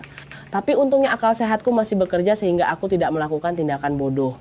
Kalau aku membunuh mereka, aku akan dipenjara. Dan yang paling menderita nantinya adalah orang tuaku. Wahai perempuan-perempuan di luar sana, hidup ini terlalu singkat. Jangan pernah merusak diri sendiri dan menyusahkan orang tua hanya karena laki-laki bajingan. Tidak sepadan. Bima dan Ratu masuk ke kamar mandi, terdengar suara mereka tertawa cekikikan sambil mandi bersama. Bima bahkan mengambil handuk yang sudah kusemprotkan cairan alergi itu untuk mengelap tubuh Ratu, lalu dia menggunakan handuk yang sama untuk mengelap wajahnya sendiri. Pertunjukan yang bagus akan segera dimulai. Selesai mandi, mereka keluar. Mata Bima sudah terlihat sangat berat. Dia langsung merebahkan diri di kasur dan tertidur pulas. Ratu yang minum obat lebih sedikit belum sepenuhnya tertidur. Dia menindih tubuh Bima sambil merayu, sayang kok tidur sih? Main dulu sama aku. Namun tak lama kemudian obat penenang itu bekerja dan Ratu pun ikut tak sadarkan diri. Aku menunggu beberapa saat lagi untuk memastikan mereka benar-benar pingsan, lalu perlahan turun dari atas. Melihat 2 manusia brengsek itu tidur berpelukan tanpa busana, aku menghela napas panjang. Sekarang mari kita lihat hukuman apa yang pantas untuk kalian. Aku tidak pernah merasa setenang dan sedingin ini sebelumnya. Aku tidak memukul, tidak menangis histeris, tidak mengamuk atau memecahkan barang. Caraku menyelesaikan ini sangat sederhana. Pertama, aku mengeluarkan ponsel dan memotret mereka berdua yang sedang tidur telanjang berpelukan sebagai barang bukti. Setelah itu, aku mengambil alat cukur elektrik dari tasku, lalu mencukur habis rambut Bima dan rambut Ratu hingga botak licin. Ku masukkan rambut mereka ke dalam kantong plastik, nanti saat perjalanan pulang akan kubuang ke sungai. Kini, kepala Bima dan Ratu botak pelontos layaknya biksu. Ditambah lagi, ruam merah dan bentol-bentol akibat cairan alergi yang kusemprotkan di handuk mulai muncul di wajah dan sekujur tubuh mereka. Penampilan mereka sekarang sangat mengerikan. Aku yakin saat mereka bangun nanti, mereka akan pingsan ketakutan melihat pantulan diri mereka di cermin. Setelah semuanya selesai, aku membereskan jejakku dan pergi meninggalkan kos-kosan dengan diam-diam. Di perjalanan pulang, aku mampir ke butik pakaian untuk membelikan beberapa pasang baju baru sebagai hadiah penghiburan untuk diriku sendiri atas penderitaan pahit yang kualami belakangan ini. Menjelang sore, Bima dan Ratu baru terbangun. Bima berbalik memeluk kekasihnya dan mengecup keningnya. Namun Bima merasa kulit Ratu terasa kasar dan bersisik, tidak sehalus biasanya. Saat tangannya mengelus kepala Ratu, dia tidak menemukan rambut kekasihnya. Bima merasa aneh, dia membuka mata dan melihat wajah Ratu dipenuhi bentol merah parah, kepalanya botak licin dan sekujur tubuhnya penuh ruam merah. Bima terkejut setengah mati dan berteriak histeris, "Ah, ya Tuhan, kenapa? Kenapa kamu jadi begini?" Ratu membuka matanya. Dia juga berteriak histeris menatap Bima. "Ah, kepalamu, rambutmu kemana? Kepalaku juga, rambutku mana?" Bima dan Ratu saling bertatapan lalu berlari ke depan cermin kecil di kamar kos. Saat melihat bayangan kepala botak pelontos dan wajah penuh bentol merah menjijikan, Ratu menjerit melengking lalu langsung jatuh pingsan di tempat. Bima sedikit lebih tenang meski sangat panik. Dia buru-buru memakai baju, membungkus tubuh Ratu dengan selimut lalu memanggil taksi online untuk membawa Ratu ke IGD. Setelah ditangani dokter dan disuntik obat anti alergi, ruam merah di kulit mereka perlahan mereda. Namun, Ratu tetap tak bisa menerima kenyataan kepalanya botak pelontos. Dia menangis histeris dan berteriak-teriak sampai satu rumah sakit bisa mendengarnya. Bima membeli 2 kotak nasi bungkus dan meletakkannya di meja. "Ratu, ayo makan dulu, habis makan kamu harus minum obat." Ratu membentaknya, "Aku gak mau makan. Keadaan lagi hancur begini kamu masih bisa mikirin makan. Terus aku harus gimana sekarang? Kamu harus cari tahu siapa yang ngelakuin ini sama kita. Tanya tetangga koskek." Di kos-kosan itu nggak ada CCTV, jadi nggak ada petunjuk sama sekali. "Dasar bodoh, pokoknya kamu harus temukan siapa yang membotaki rambut kita. Emangnya pas kita tidur rambut kita rontok sendiri terbang ke langit?" Iya, aku akan cari tahu, sekarang makan dulu." Ratu yang sangat marah mengambil kotak nasi itu dan melemparnya tepat ke wajah Bima. Sambil menggertakkan gigi dia memaki, "Makan, makan, otakmu isinya cuma makanan, dasar bodoh. Laki-laki gak berguna, pengecut." Bima dimaki habis-habisan di rumah sakit. Orang-orang di sekitar mulai berbisik dan menonton mereka. Bima merasa sangat malu, tapi Ratu tidak peduli. Dia terus memaki dengan kata-kata kasar. Bima terpaksa membersihkan nasi yang berceceran di lantai, sementara Ratu terus mengomel. Karena Bima diam saja, Ratu semakin emosi. Dia mengambil gelas air dan melemparnya kuat-kuat ke arah dahi Bima. Gelas itu tepat mengenai tengah dahi Bima hingga pecah dan darah mengucur membasahi kerah bajunya. Orang-orang panik dan memanggil perawat. Bima harus mendapat 5 jahitan di dahinya. Setelah dijahit, Bima duduk sendirian di lorong rumah sakit sambil menangis. Dia termenung sejenak lalu menelepon ibunya di kampung untuk menyelidiki. "Halo Bu." "Iya Bima, ada apa nak?" "Sari, istriku ada di rumah nggak Bu?" "Ada, dia baru saja pulang kerja. Dia kan mulai kerja lagi dari hari Senin kemarin. Ibu perhatikan ada yang aneh nggak dari sikapnya akhir-akhir ini?" "Nggak ada tuh, biasa saja. Tadi dia malah ngasih makan ayam di halaman belakang. Terus dia pesan ke ibu, ada ayam jago yang sudah besar, jangan dijual. Mau disisakan buat disembelih kalau kamu pulang nanti. Dia rindu sekali sama kamu Bima." Bima terdiam. Suaranya tercekat. "Gitu ya? Ya sudah Bu." "Ada apa Bima? Kok suara kamu sedih begitu? Kamu habis nangis?" "Enggak Bu, enggak ada apa-apa." "Bima, kalau kamu merasa lelah dan banyak tekanan di sana, pulanglah ke rumah kumpul sama ibu dan istrimu ya nak." Air mata Bima tumpah. Dia buru-buru mematikan telepon karena takut ibunya mendengar isak tangisnya. Berdasarkan cerita ibunya, istrinya tampaknya tidak terlibat sama sekali dalam insiden pencukuran rambut ini. Bima membatin, kalau Sari tahu soal ini, pasti dia sudah mengamuk dan bikin ribut seisi kampung, gak mungkin tenang-tenang begini. Terus siapa pelakunya? Bima memutar otak tapi tak bisa menemukan jawabannya. Memangnya dosa apa yang mereka perbuat pada orang lain sampai dibalas dengan cara sekejam ini? Di rumah, saat aku sedang melipat baju, ibu mertuaku masuk ke kamar. Sari, ibu dengar suara Bima di telepon tadi sedih banget, Nak.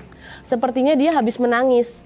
Tentu saja aku tahu persis kenapa dia menangis. Tapi aku pura-pura cemas. Loh, kok bisa, Bu? Mas Bima kenapa? Nggak bisa dibiarkan, aku harus telepon dia sekarang. Iya, coba kamu telepon. Kalau ibu yang tanya dia nggak mau cerita. Siapa tahu kalau istrinya yang tanya dia mau ngomong. Mumpung ada ibu mertuaku di sana, aku harus berakting dengan maksimal. Aku menelepon Bima dan dia mengangkatnya. Halo, Mas. Iya, Dek. Mas, ada apa? Ada masalah apa? Kata ibu tadi. Mas terdengar sedih. Aku jadi khawatir banget. Mas, pulanglah ke sini. Pulanglah padaku. Di ujung sana Bima terdiam. Perasaan cinta dan kasih sayang masa lalu bersama istrinya tiba-tiba membajak pikirannya. Mendengar kata-kata hiburan dan panggilan rindu dari rumah, Bima merasa ragu, setengah hatinya ingin pulang, setengahnya lagi tidak. Teringat makian dan hinaan Ratu padanya, dia merasa sangat lelah. Tapi kalau sekarang dia meninggalkan Ratu dan kembali pada istrinya, dia takut Ratu akan bertindak nekat. Kalau sampai istrinya tahu boroknya, dia akan kehilangan segalanya. Namun bertahan di sisi Ratu hanya untuk dimaki-maki juga sangat menyakitkan. Saat Bima masih duduk melamun di lorong, Ratu keluar dengan wajah kesal. Gimana? Udah ada petunjuk siapa yang cukur rambut kita? Bima menggeleng. Belum. Ratu menatap tajam. Siapa lagi kalau bukan istrimu? Kamu bodoh banget sih. Bukan dia, Sari nggak tahu apa-apa. Kalau dia yang lakuin, mana mungkin dia diam saja. Kamu tutup mulutmu. Kalau perempuan sudah pakai kelicikannya, dia bisa melakukan apa saja yang nggak akan pernah dipikirkan laki-laki. Aku yakin pasti istrimu pelakunya. Bima dan Ratu bertengkar hebat di rumah sakit. Ratu bersikeras menuduh Sari, sementara Bima ngotot membela istrinya. Perbedaan pendapat ini membuat Ratu naik pitam. Dia menuduh Bima masih membela istrinya. Ratu dengan marah mengusir Bima. Pergi kamu, pergi sana. Aku nggak mau lihat mukamu lagi. Pulang sana ke pelukan istrimu. Bima yang harga dirinya sudah diinjak-injak sejak tadi ikut emosi. Ratu memakinya layaknya memaki anjing kurap di jalanan. Oke? Ingat ya, hari ini kamu yang ngusir aku. Hubungan kita putus sampai di sini. Karena sedang dibakar amarah, Ratu terus mengusirnya dan Bima benar-benar pergi meninggalkannya. Bima kembali ke kamar kosnya, berbaring sendirian merenungi nasib. Saat itulah dia baru teringat akan kebaikan istri dan ibunya di kampung. Tiba-tiba ada kerinduan untuk pulang. Namun keesokan paginya, karena masih mengkhawatirkan Ratu, Bima kembali ke rumah sakit. Perawat memberitahunya bahwa Ratu sudah dijemput pulang oleh orang tuanya. Bima pulang dengan gontai. Hati Bima sangat bimbang. Sebentar dia ingin pulang pada istrinya, sebentar kemudian dia ingin mengejar Ratu. Meski Ratu mulutnya tajam dan suka memaki, Bima merasa sangat cocok dengannya dalam urusan ranjang. Bima bingung harus mengambil keputusan apa. Di Sukabumi, aku sedang mengambil pakaian kering untuk dilipat. Saat melihat jas kerja pria waktu itu, aku menepuk jidat. Gawat, aku belum mengembalikan jasnya pada Pak Direktur itu. Aku membawa pakaian turun ke kamar sambil berpikir, apa besok aku berangkat ke Jakarta mencari Bima? Sekalian mampir mengembalikan jas ini ya. Ternyata tidak perlu menunggu besok. Sore harinya, Bima meneleponku sambil menangis terseduh-seduh. Sepertinya dia sedang mabuk. Dia bilang dia sangat sedih dan memintaku datang ke Jakarta menjemputnya di kamar kos. Mendengar suamiku menangis memelas, hatiku kembali tergoyah. Aku bertanya padanya, Mas. Jawab yang jujur. Kalau Mas benar-benar niat mau pulang ke kampung dan hidup tenang bersamaku, aku akan memaafkan semuanya dan sekarang juga aku akan berangkat ke Jakarta menjemputmu. Mas setuju? Kamu nggak menyalahkanku. Selama ini aku udah bohongin kamu. Aku menghela napas. Aku udah tahu semuanya. Waktu Mbak Ratu datang ke rumah kita, aku udah curiga. Tapi karena nggak ada bukti, aku diam saja. Maafin aku deh, aku emang brengsek. Aku benar-benar minta maaf. Bima berbicara sambil menangis sesenggukan, membuat perasaanku luluh. Sudahlah Mas, jangan menangis lagi. Namanya juga LDR, suami istri terpisah jarak, aku ngerti dan bisa memaafkanmu. Asalkan mulai sekarang Mas kerja di dekatku dan jangan pernah mengulangi kesalahan itu lagi. Pulanglah padaku ya Mas. Kalau gitu kamu jemput aku sekarang. Ya, aku mabuk berat, gak berani bawa motor pulang sendiri. Iya, aku berangkat sekarang. Mas tunggu di kamar kos ya, jangan kemana-mana. Iya, aku tunggu kamu. Aku bergegas mengganti baju dan memasukkan jas Arya ke dalam bagasi jok motorku agar sekalian bisa kukembalikan. Saat mengeluarkan motor, ibu mertuaku heran. Sari, mau kemana sore-sore begini? Aku tersenyum cerah. Mau jemput suamiku, Bu. Loh, dia nggak bisa pulang sendiri sampai harus dijemput? Iya, Bu. Mas Bima lagi kurang sehat, jadi aku mau menjemputnya. Dia bilang mulai sekarang mau kerja dan tinggal di rumah terus sama kita, Bu. Aku senang banget. Wah, hati-hati di jalan ya, Nak. Di sepanjang perjalanan, aku terus berpikir, kalau memang suamiku sudah bertobat dan mau berubah, aku akan memberinya satu kesempatan lagi untuk memperbaiki semuanya. Kami akan hidup tenang bersama dan tak akan pernah berpisah lagi. Membayangkannya saja membuat hatiku senang. Namun, saat aku tiba di depan kamar kos suamiku, pintunya digembok dari luar. Aneh, katanya tadi dia akan menungguku, terus sekarang dia pergi kemana? Aku mencari-cari dengan panik. Jelas-jelas 1 jam yang lalu kami masih bicara di telepon, dia berjanji akan menunggu dijemput. Tapi kenapa sekarang batang hidungnya tidak ada? Aku mengeluarkan ponsel dan menelepon Bima. Nomornya tidak aktif. Aku langsung menangis histeris di depan kos-kosan itu, membuat beberapa penghuni dan tetangga keluar menatapku dan berbisik-bisik. Jadi, dia mencampakkanku lagi, dia kembali mencari Ratu. Ya Tuhan, aku tidak tahu di mana rumah Ratu. Bagaimana caranya aku membawa suamiku pulang? Aku menangis sejadi-jadinya sampai mataku bengkak. Hari mulai gelap, dengan gontai aku menghidupkan motor dan pergi dari sana. Ternyata aku benar-benar kehilangan suamiku. Tidak ada lagi kesempatan untuk memperbaiki semuanya. Kesempatan terakhir yang kuberikan padanya telah dia buang ke tempat sampah. Aku mengendarai motorku tanpa arah hingga berhenti di sebuah jembatan besar di Jakarta. Aku berdiri bersandar di pembatas jembatan, menatap derasnya aliran sungai di bawah sana. Angin malam berhembus dingin, tapi tak mampu mengusir kesedihan di hatiku. Tiba-tiba terdengar suara bariton yang hangat. Hei, kita bertemu lagi. Sepertinya kita memang berjodoh. Aku menoleh ke belakang dan ternyata itu pria direktur Tempo Hari. Mas Arya Surya. Loh, Mbak tahu nama saya, hebat juga. Saya bawa jas mas di dalam jok motor, mau saya kembalikan. Sebentar saya ambilkan. Arya menatapku dengan sorot mata khawatir. Mbak kelihatannya sedang tidak baik-baik saja. Ada masalah apa? Waktu itu nangis di tengah hujan, sekarang mau lompat dari jembatan. Kalau butuh bantuan, bilang saja. Aku tertawa sumbang. Ya ampun. Mas ini mikir apa sih? Saya cuma numpang cari angin di sini, nggak ada niat bunuh diri sama sekali. Benarkah? Aku membuka jok motor, mengambil jasnya dan menyerahkannya. Benar kok. Walaupun hati saya lagi hancur-hancurnya, saya nggak punya pikiran pendek begitu. Arya tersenyum lega. Syukurlah kalau begitu. Emangnya Mbak lagi hancur karena masalah apa? Cerita saja, siapa tahu saya bisa bantu. Karena nggak ada hal yang nggak bisa diselesaikan oleh seorang Arya Surya. Aku menghela napas. Suamiku direbut orang. Direbut siapa? Ratu. Umurnya 30 tahun. Dia anak perempuan dari Pak Darmawan, Direktur PT Indotek. Saya cuma tahu itu, tapi alamat rumahnya di mana saya nggak tahu. Kenapa suami Mbak bisa sama dia?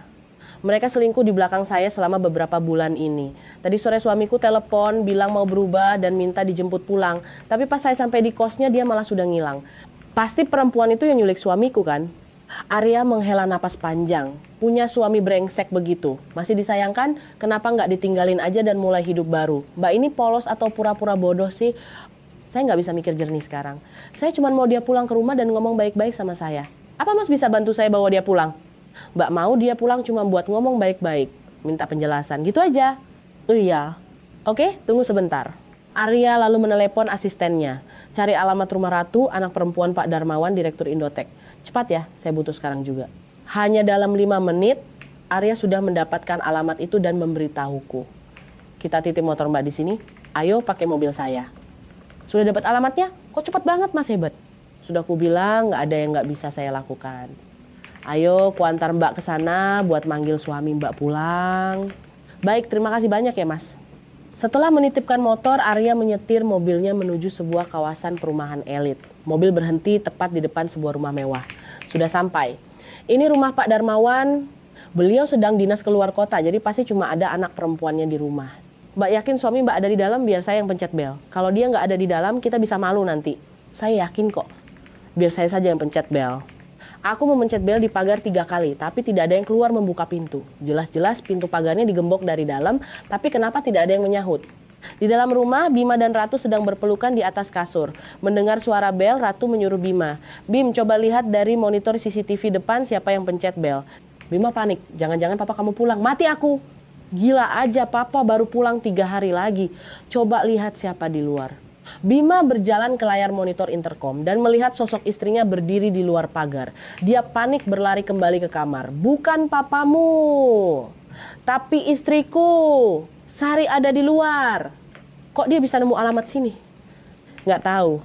Ratu menatap tajam. Istrimu sampai nyamperin ke sini buat nyari kamu. Terus kamu masih bilang dia polos dan nggak tahu apa-apa. Nggak tahu apa-apa kok bisa sampai ke sini. Bima tergagap. Terus gimana nih? Ya biarin aja. Terus kamu mau keluar dan pulang sama dia. Bima menggeleng kuat-kuat. Nggak, aku nggak mau pulang. Aku mau sama kamu di sini. Bagus. Sini peluk aku. Biarin aja perempuan itu di luar. Bima naik ke kasur memeluk Ratu, membiarkan istrinya terus-terusan memencet bel di luar rumah. Setelah menunggu cukup lama tanpa ada hasil, Arya berkata, sepertinya kita butuh cara ekstrem. Kalau dipencet bel terus sampai besok pagi pun mereka nggak bakal keluar. Aku menunduk sedih. Mas punya cara yang lebih ampun. Arya mengangguk. Dia membuka bagasi mobilnya, mengeluarkan sebuah TOA, megafon, berukuran sedang dan menyalakan mikrofonnya. Ini, untung kemarin sepupuku habis pinjam mobil dan lupa nurunin TOA ini. Kita panggil suamimu pakai ini. Harus pakai TOA biar suamimu dengar dari dalam kamar kedap suaranya. Arya meletakkan TOA itu di kap mobil menghadap gerbang rumah Ratu lalu mulai mengetes mikrofon. Tes, tes, 1, 2, 3, 4, tes. Aku terkejut setengah mati. Suara TOA sekecil itu ternyata sangat keras. Bergema ke seluruh penjuru jalanan elit yang sepi itu. Arya mengecek apakah mic-nya berfungsi lalu menyodorkannya padaku. Nih alatnya sudah siap, sekarang Mbak panggil suami Mbak keluar. Suaranya kencang banget dijamin walau dia budek juga pasti bakal dengar. Aku memegang mic itu dengan tangan gemetar. Agak takut juga menggunakan cara barbar seperti ini di perumahan mewah. Arya menatapku sambil tersenyum. Kalau Mbak takut biar saya yang ngomong. Mbak tenang aja, ada saya yang backup. Nggak usah khawatir. Makasih banyak ya Mas. Arya mengambil kembali mic itu, menarik napas lalu, lupa nanya. Nama suami Mbak siapa? Dan nama Mbak siapa? Suami saya Bima, nama saya Sari, perempuan itu namanya Ratu. Oke. Arya kembali menempelkan mic ke mulutnya. Pengumuman kepada saudara Bima. Sedang apa Anda di dalam rumah saudari Ratu sampai lupa pulang? Keluarlah sekarang juga. Istri Anda, Mbak Sari, sedang menunggu Anda di depan gerbang saudara Bima. Aku menahan tawa melihat ekspresi wajah Arya yang kelewat santai. Dia bicara dengan artikulasi yang sangat jelas dan profesional, layaknya sedang memberi pengumuman di stasiun kereta api. Mana ada orang yang pergi melabrak pelakor tapi malah cekikikan di depan gerbang seperti aku ini. Tapi melihat raut wajah lempeng Arya, aku benar-benar tak bisa menahan tawa. Di dalam rumah, Ratu mendengar suara TOA menggema dari luar. Dia membuka gorden jendela lantai 2 dan mengintip ke bawah. Dia langsung menarik Bima. Bima, cepat ke sini. Lihat ke bawah. Bima melihat ke bawah dan terkejut. Sari, dia sama laki-laki siapa itu? Ratu memutar bola matanya malas. Dalam keadaan begini, bukannya mikir gimana caranya kabur, kamu malah cemburu sama laki-laki itu. Jangan-jangan kamu masih sayang sama istrimu. Bu, bukan gitu. Aku cuma penasaran. Terus sekarang kita harus gimana? Melihat musuhnya hanya berdua, Ratu tidak merasa takut. Dia mengangkat dagunya sombong. Mereka cuma berdua, kita juga berdua. Ngapain takut? Aku udah putusin, kita turun, buka gerbang, dan selesaikan urusan ini sama istrimu. Selesaikan urusan apa? Mending kamu sembunyi aja deh. Kamu nggak boleh menghindar. Aku mau kamu turun ke sana dan ngomong langsung di depan mukanya kalau kamu milih aku dan suruh dia pulang. Kamu berani nggak? Atau jangan-jangan kamu pengecut? Bima menggaruk kepalanya. Harus banget ngomong gitu. Ya, kalau kamu nggak berani ngomong begitu di depannya sesuai permintaanku, yang angkat kaki dari rumah ini adalah kamu. Ayo turun. Di luar, Arya masih mengoceh di depan TOA karena Bima tak kunjung keluar. Saudara Bima, tega sekali Anda membiarkan istri Anda menunggu sendirian di luar. Sudah tua kok makin rusak kelakuannya. Punya rumah sendiri bukannya ditinggali, malah jadi gelandangan di rumah orang. Pengumuman untuk saudara Bima, demi menjaga ketentraman warga sekitar, saya minta Anda segera keluar dan pulang bersama istri Anda. Cepat, atau saya akan panggil satpam dan polisi untuk menyeret Anda keluar. Waktu Anda tinggal 5 menit. Karena Bima belum juga muncul, Arya menoleh ke arahku sambil nyengir. Suamimu mental baja juga ya, diteriakin pakai TOA nggak keluar-keluar. Apa perlu saya panjat pagarnya terus saya seret keluar sekalian? Jangan, nanti disangka maling lagi. Ya udah, kita pulang aja yuk, saya capek. Namun baru saja aku menyelesaikan ucapanku, gerbang kecil di pintu utama terbuka. Bima muncul menatapku. Sari. Aku langsung panik menghampirinya. Mas Bima, aku nyariin Mas dari tadi. Ayo kita pulang Mas. Aku menarik tangannya tapi Bima menepis tanganku dengan kasar. Cukup, kamu pulang aja sana. Aku nggak mau pulang. Aku mau di sini sama Ratu. Ratu berjalan keluar dari belakang Bima. Dia menatapku sambil tersenyum mengejek. Sari, kamu sudah kalah, cepat pergi dari sini. Bima sudah memilihku. Pulang sana dasar pecundang. Arya memperhatikan kepala Bima dan Ratu yang botak plontos layaknya biksu. Dengan beberapa sisa rambut Ratu yang tumbuh sedikit di ubun-ubun. Dia membisikkan sesuatu ke telingaku. Mereka berdua ini niatnya mau pergi ke vihara buat bertapa bareng ya. Vihara apanya? Rambut mereka itu aku yang cukur. Mata Arya melotot kaget. Kamu yang cukur rambut mereka sampai botak. Wah, ternyata kamu lebih ganas dari kelihatannya. Salut saya. Beneran, waktu itu aku niatnya mau ngasih pelajaran, tapi ternyata mereka nggak ada kapoknya dan meremehkanku. Jangan-jangan hukumanku terlalu ringan, harusnya ku tambahkan luka sayat di wajah mereka sekalian. Arya mengangguk. Mungkin kamu harus menerima kenyataan. Suamimu ini penyakitnya udah parah, nggak ada obatnya lagi. Iya, aku tahu. Biar aku coba bicara sekali lagi sama Bima.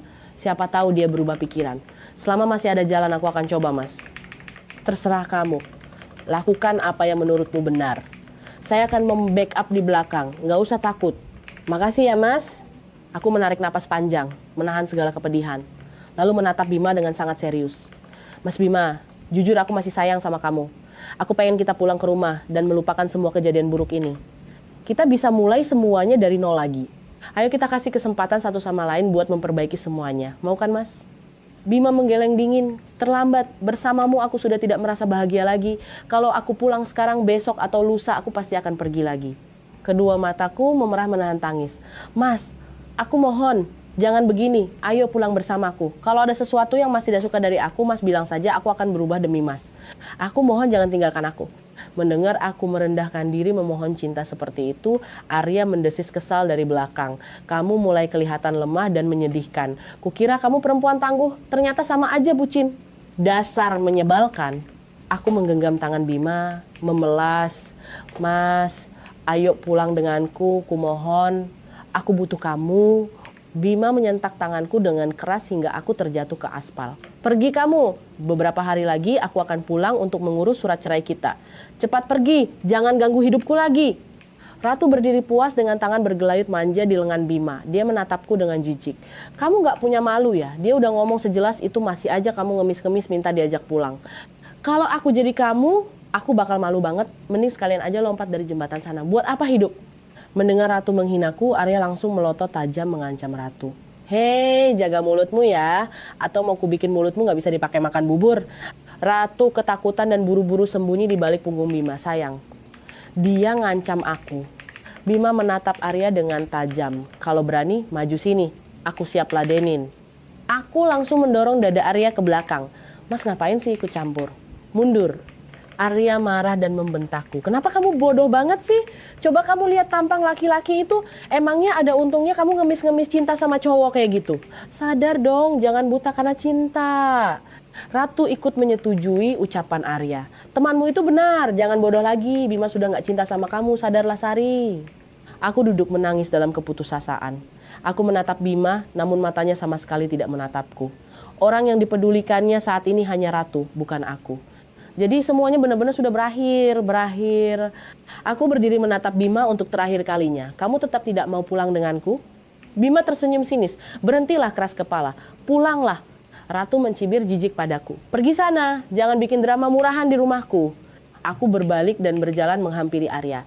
Ayo pulang Mas, semuanya sudah selesai. Arya berbisik di telingaku. Jadi kamu cuma mau gitu aja terus pulang? Beneran nyerah? Terus aku harus gimana? Aku udah gak ada cara lain lagi. Hajar mereka berdua. Hah? Nggak berani aku. Arya menyeringai. Kalau kamu nggak hajar mereka hari ini, lain kali mereka bakal nginjek-nginjek kepala kamu. Serius, percaya sama aku. Aku menggertakkan gigi dan mengepalkan tangan. Siapa yang berani menginjak kepalaku? Karena kamu terlalu lemah, makanya mereka merendahkanmu. Ini semua salahmu sendiri karena membiarkannya. Paham? Bisik Arya memprovokasi. Terpancing oleh hasutan Arya, darahku langsung mendidih. Aku menoleh ke arah Bima dengan amarah yang meledak. Kamu benar-benar enggak mau pulang sama aku. Kalau nggak mau pulang, hari ini kalian berdua bersiaplah mati, teriakku. Aku kembali maju untuk menarik Bima, tapi Ratu tiba-tiba mendorong tubuhku dengan kasar. Perempuan gila, kan udah kubilang pergi dari sini. Pergi! Kesabaranku sudah mencapai titik nadir. Aku menerjang maju dan menampar wajah perempuan itu bertubi-tubi. Plak, plak! Lalu aku menjambak sisa rambut di kepalanya dan memberikan serangan lutut ke perutnya beberapa kali. Dia sangat syok hingga tak sempat melawan lalu jatuh terjengkang ke aspal. Dia meringis tanpa bisa mengeluarkan suara. Bima panik dan berniat menolong kekasihnya tapi langsung dihadang oleh Arya. Minggir lu! Ini bukan urusan lu, ngapain ikut campur, gertak Bima. Gue emang suka ikut campur, terus lu mau apa? Balas Arya santai. Bima yang marah mengangkat tinjunya ke arah Arya, tapi Arya dengan gesit menangkis tangan Bima, lalu membalas dengan sebuah pukulan telak tepat di wajah Bima hingga hidung Bima mimisan. Arya mencengkram kerak baju Bima. Laki-laki brengsek kayak lu harus bayar mahal atas semua perbuatan lu. Bima melotot menatap Arya. Lu siapanya Sari? Kenapa lu belain dia, hah? Arya tersenyum dingin. Gue yang bakal gantiin lu ngerawat Sari. Gue akan menghargai dan membahagiakan dia. Hari ini lu udah ngebuang dia, jadi jangan pernah berani-berani lu cari dia lagi. Mulai sekarang Sari adalah milik gue. Paham lu? Bima yang babak belur berdarah ditinju Arya jatuh berguling di aspal. Sementara aku masih duduk di atas perut Ratu, menampar pipinya kiri kanan sampai tanganku pegal. Arya lalu menarik tanganku untuk berdiri. Sudah cukup main-mainnya. Ayo kita pulang. Aku berbalik menatap Bima sambil tersenyum sinis. Cukup. Aku membebaskanmu sekarang. Hiduplah. Hiduplah yang bahagia bersama perempuan ini. Arya tersenyum padaku lalu mengeluarkan dompetnya. Nih, kasih perempuan itu sedikit uang. Aku terkejut. Ngapain ngasih dia uang? Kita kasih uang sebagai tanda terima kasih karena dia sudah mau mengambil sampah ini dari hidupmu. Benar kan kata saya? Aku mengangguk setuju. Mas benar. Kok aku gak kepikiran ya? Aku mengambil segepok uang ratusan ribu itu lalu melemparkannya tepat ke wajah Ratu yang masih terkapar sambil tertawa. Terima kasih sudah memperlihatkan sifat asli laki-laki itu padaku. Ini uang lelah untukmu. Simpan baik-baik dan jaga laki-lakimu itu erat-erat. Hati-hati, suatu saat dia bisa saja meninggalkanmu lalu datang sujud-sujud mengemis minta balikan padaku. Saat hari itu tiba, kita lihat siapa yang lebih pantas merasa hina. Ratu dengan wajah babak belur dan biru lebam tergagap. Aku nggak butuh uangmu. Halah, sudah ketagihan suami orang masih mau sok suci. Laki-laki sampah seperti dia jangan anggap remeh. Perlu uang banyak buat ngerawatnya. Ambil ini buat ngasih makan dia. Arya menarik tanganku. Ayo sayang kita pergi. Sudah cukup. Aku menoleh menatap Arya. Hah? Tiba-tiba Arya melingkarkan lengannya memelukku membuatku tersentak kaget. Sebelum aku sempat bicara, Arya sudah mencium bibirku.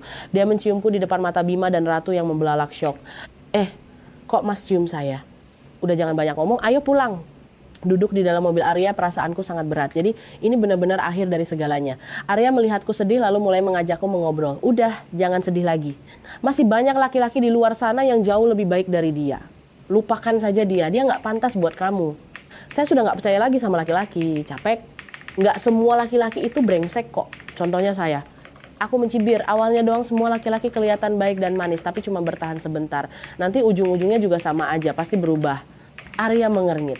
Kok kamu bisa seyakin itu menyimpulkan kalau kamu belum pernah nyoba jalan sama saya? Aku menggeleng lesu. Udahlah, untuk saat ini saya lagi nggak mau mikirin cowok siapapun. Saya mau kasih waktu buat diri saya istirahat. Nggak mau pusing mikirin orang lain. Jadi mas jangan ngomong yang aneh-aneh lagi. Arya mengangguk pasrah. Iya, saya ngerti. Aku tersenyum kecil lalu memejamkan mata dan tertidur. Saat aku terbangun, mobil sudah sampai di Sukabumi. Kita sudah sampai di sini gawat. Motor saya yang di warung Jakarta gimana? Arya menggodaku. Motor kamu udah saya jual. Hah? Mas gila ya? Kenapa motor saya malah mas jual? Ya ampun, pokoknya mas harus ganti rugi. Oke, tenang, saya ganti rugi, saya ganti pakai seluruh sisa hidup saya buat kamu. Nih, kamu bawa saya pulang aja buat digunain. Nilai saya jauh lebih mahal dari motor kamu itu loh. Aku berteriak kesal, ya ampun, saya tuh butuh motor buat berangkat kerja besok pagi. Saya nggak butuh mas, ngerti nggak? Wajah Arya tetap datar dan santai. Ya kalau kamu nikah sama saya, kan nanti saya yang antar jemput kamu kerja tiap hari. Ngapain butuh motor lagi? Saya butuh motor saya nggak butuh mas. Kenapa mas orangnya keras kepala banget sih? Arya tertawa lalu memberikan syarat. Sekarang kamu mau ambil motor kamu kan? Iya, kembalikan. Saya akan ambilkan motormu, tapi ada satu syarat. Syarat apa lagi? Mas yang jual motorku, sekarang malah mas yang ngasih syarat. Mas ini hebat banget ya mainnya. Kalau gitu nggak usah dibalikin. Teriakku emosi. Syaratnya apa sih? Gampang. Jadi pacar saya. Aku menghela napas panjang. Kenapa mas mau saya jadi pacar mas? Kita ini baru aja kenal. Atau jangan-jangan mas ini sindikat perdagangan manusia yang mau jual saya ke luar negeri. Arya menatapku dengan tatapan sangat serius. Saya ngomong serius, nggak bercanda. Terus alasannya apa? Apa mas kasihan sama saya karena lihat saya diperlakukan buruk sama suami? Karena saat melihatmu, saya punya keinginan untuk melindungimu. Saya ingin merawat dan menjagamu. Saya tahu kalau saya ngomong sekarang kamu gak akan percaya. Tapi saya serius dari hati saya yang terdalam. Seumur hidup, baru kali ini saya punya keinginan kuat untuk melindungi seorang wanita seperti ini. Mas pasti udah gila. Tolong jangan jadikan saya bahan lelucon. Mas pikir penderitaan saya belum cukup? Baiklah. Akan saya buktikan kalau saya serius. Sekarang saya antar kamu pulang ke rumah dulu ya. Iya, antar saya ke rumah ibuku saja. Arya mengantarku sampai ke depan rumah orang tuaku di Sukabumi, lalu dia kembali ke Jakarta. Ibu kandungku terkejut melihatku. Sari, kok kamu pulang jam segini? Ada masalah apa, nak? Aku capek banget, Bu. Aku mau tidur, besok pagi aja kita ngobrolnya ya. Ya udah, ibu tidur nemenin kamu ya. Nggak usah, Bu. Aku mau tidur sendiri. Ibuku selalu khawatir aku sedih. Jadi setiap aku pulang dia selalu ingin tidur denganku. Dia mencoba mengajakku ngobrol. Tapi karena malam ini aku merasa sangat lelah, aku melarang ibuku tidur di kamarku. Aku berbaring di kasur, mengambil ponsel dan menelepon ibu mertuaku. Aku memberitahunya bahwa malam ini aku menginap di rumah ibu kandungku agar beliau tidak cemas. Setelah itu, aku mematikan ponselku dan tidur. Karena ponselku mati, Arya tidak bisa menghubungiku. Dia sangat panik dan khawatir. Pagi-pagi buta keesokan harinya, dia sudah menyetir mobil jauh-jauh dari Jakarta ke Sukabumi untuk mencariku. Aku masih tertidur pulas saat ibuku masuk ke kamar membangunkanku. Sari, Sari, bangun. Di luar ada cowok nyariin kamu tuh. Dibangunkan saat sedang nyenyak membuatku merengut kesal. Ya ampun, siapa sih pagi-pagi buta gini udah nyariin? Ibuku berbisik di telingaku. Cowoknya ganteng banget, pakai mobil mewah. Aku langsung duduk. Ternyata dia lagi. Rajin sekali dia pagi-pagi sudah sampai sini. Saat aku bersiap keluar, ibuku menarik lenganku dan menatap tajam. Tunggu dulu. Dia siapa? Ngaku kamu dia selingkuhanmu kan? Ya ampun, nak. Kamu main gila di belakang suamimu kan? Aku membuang napas kasar. Ya ampun, Bu. Tega banget ibu nuduh anak sendiri kayak gitu. Aku gak selingkuh. Ibu jangan ngomong sembarangan. Ibuku menatap curiga. Ibu curiga loh. Bima kerja jauh di kota, kamu di rumah sendirian. Jangan-jangan kamu kesepian terus main serong kan? Ibu ini kenapa sih? Aku bilang aku nggak selingkuh. Yang selingkuh itu Mas Bima, menantu kesayangan ibu itu udah tinggal serumah sama cewek lain secara terang-terangan. Mereka udah kumpul kebo hampir 2 bulan, Bu. Kepalaku ini udah tumbuh tanduk saking seringnya diselingkuhin. Ibuku tak percaya dengan pendengarannya. Dia tergagap, kamu serius? Mana mungkin, Bima kan anaknya kalem dan penurut. Kamu pasti bohong kan? Kalau ibu gak percaya, telepon aja orangnya langsung. Perempuan selingkuhannya itu namanya Ratu. Waktu itu dia pernah datang ke rumah ibu mertua saat ibu juga lagi ada di sana. Maksudmu, perempuan yang kamu kenalin sebagai teman kerjanya Bima itu? Iya, Bu. Mereka itu teman tidur. Ibuku sangat syok. Beliau masuk kembali ke kamar dan mengunci pintu. Beliau mengambil ponsel untuk menelepon Bima, tapi tangannya gemetar hebat sampai tak sanggup menekan tombol panggil.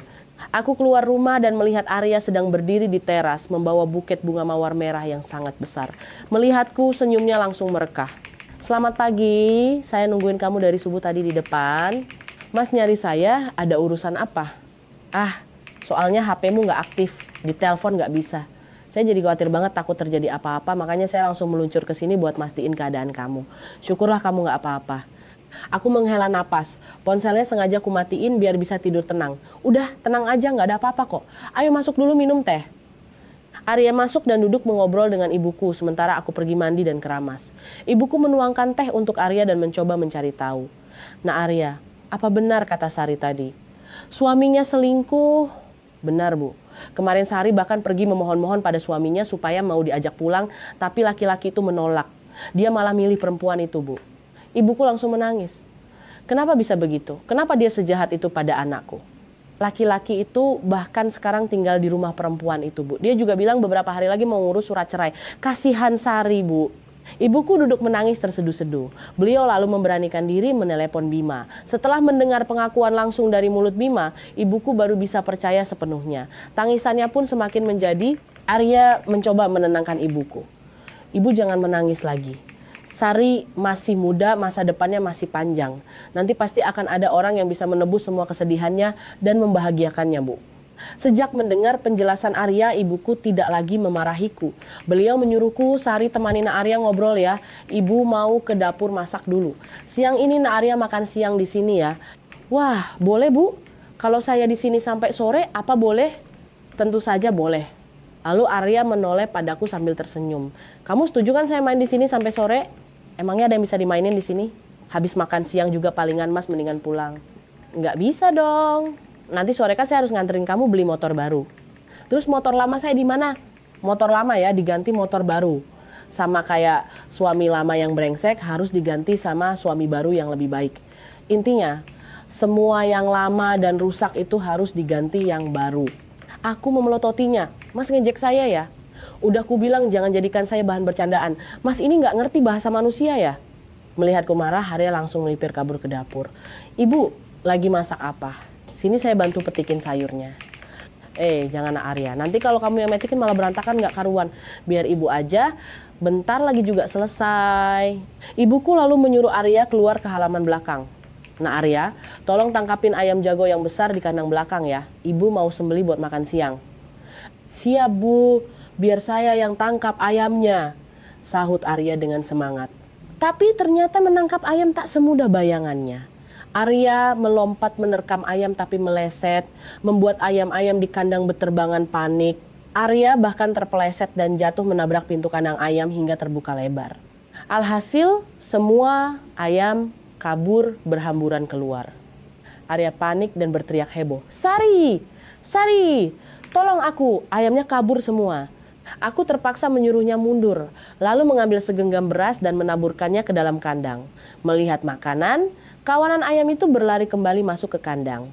Aku dengan cekatan menangkap satu ayam jago besar dan menyerahkannya pada Arya. Nih ayamnya, bawa ke dapur kasih ke ibu biar dipotong. Nangkap ayam satu ekor aja gak becus, gimana mau ngerjain hal lain coba. Arya tertawa sambil mengusap bulu ayam yang menempel di dahinya. Saya emang nggak jago nangkap ayam, tapi saya jago kalau disuruh jadi suami kamu. Aku mendesah sambil menggeleng-gelengkan kepala, belum tentu. Mas pikir jadi suamiku itu gampang. Kalau begitu, kita buktikan saja nanti gampang atau tidak. 1 minggu kemudian Bima pulang ke kampung. Dia membawa surat gugatan cerai dan memaksaku menandatanganinya. Aku memegang kertas itu, menghela napas dan menatap Bima. Kamu sangat bahagia ya hidup sama perempuan itu? Tentu saja, pantas saja kamu sangat bersikeras ingin menceraikanku. Baiklah aku tanda tangani. Bagus, kalau suatu hari nanti hidupmu susah, telepon saja aku, nanti aku bantu sebisanya. Aku tertawa sinis. Kamu masih kepikiran kalau aku bakal hidup susah. Gila kamu, urus saja dirimu sendiri. Oh ya, satu hal lagi yang ingin ku sampaikan. Kamu itu kan janda cerai hidup, jadi carilah laki-laki yang punya status sama atau duda buat dinikahi. Jangan terlalu muluk-muluk, gampang percaya sama bujangan kaya dari Jakarta. Anak muda Jakarta itu biasanya cuma mau main-main, mana mau dia nikah sama janda kayak kamu. Kamu lagi ngomongin Mas Arya, temanku itu. Iya, dia nggak kayak kamu. Jadi jaga mulutmu, jangan sembarangan ngomongin dia. Terserah, aku cuma ingetin aja. Udah buruan tanda tangan, biar berkasnya bisa langsung kumasukin ke pengadilan.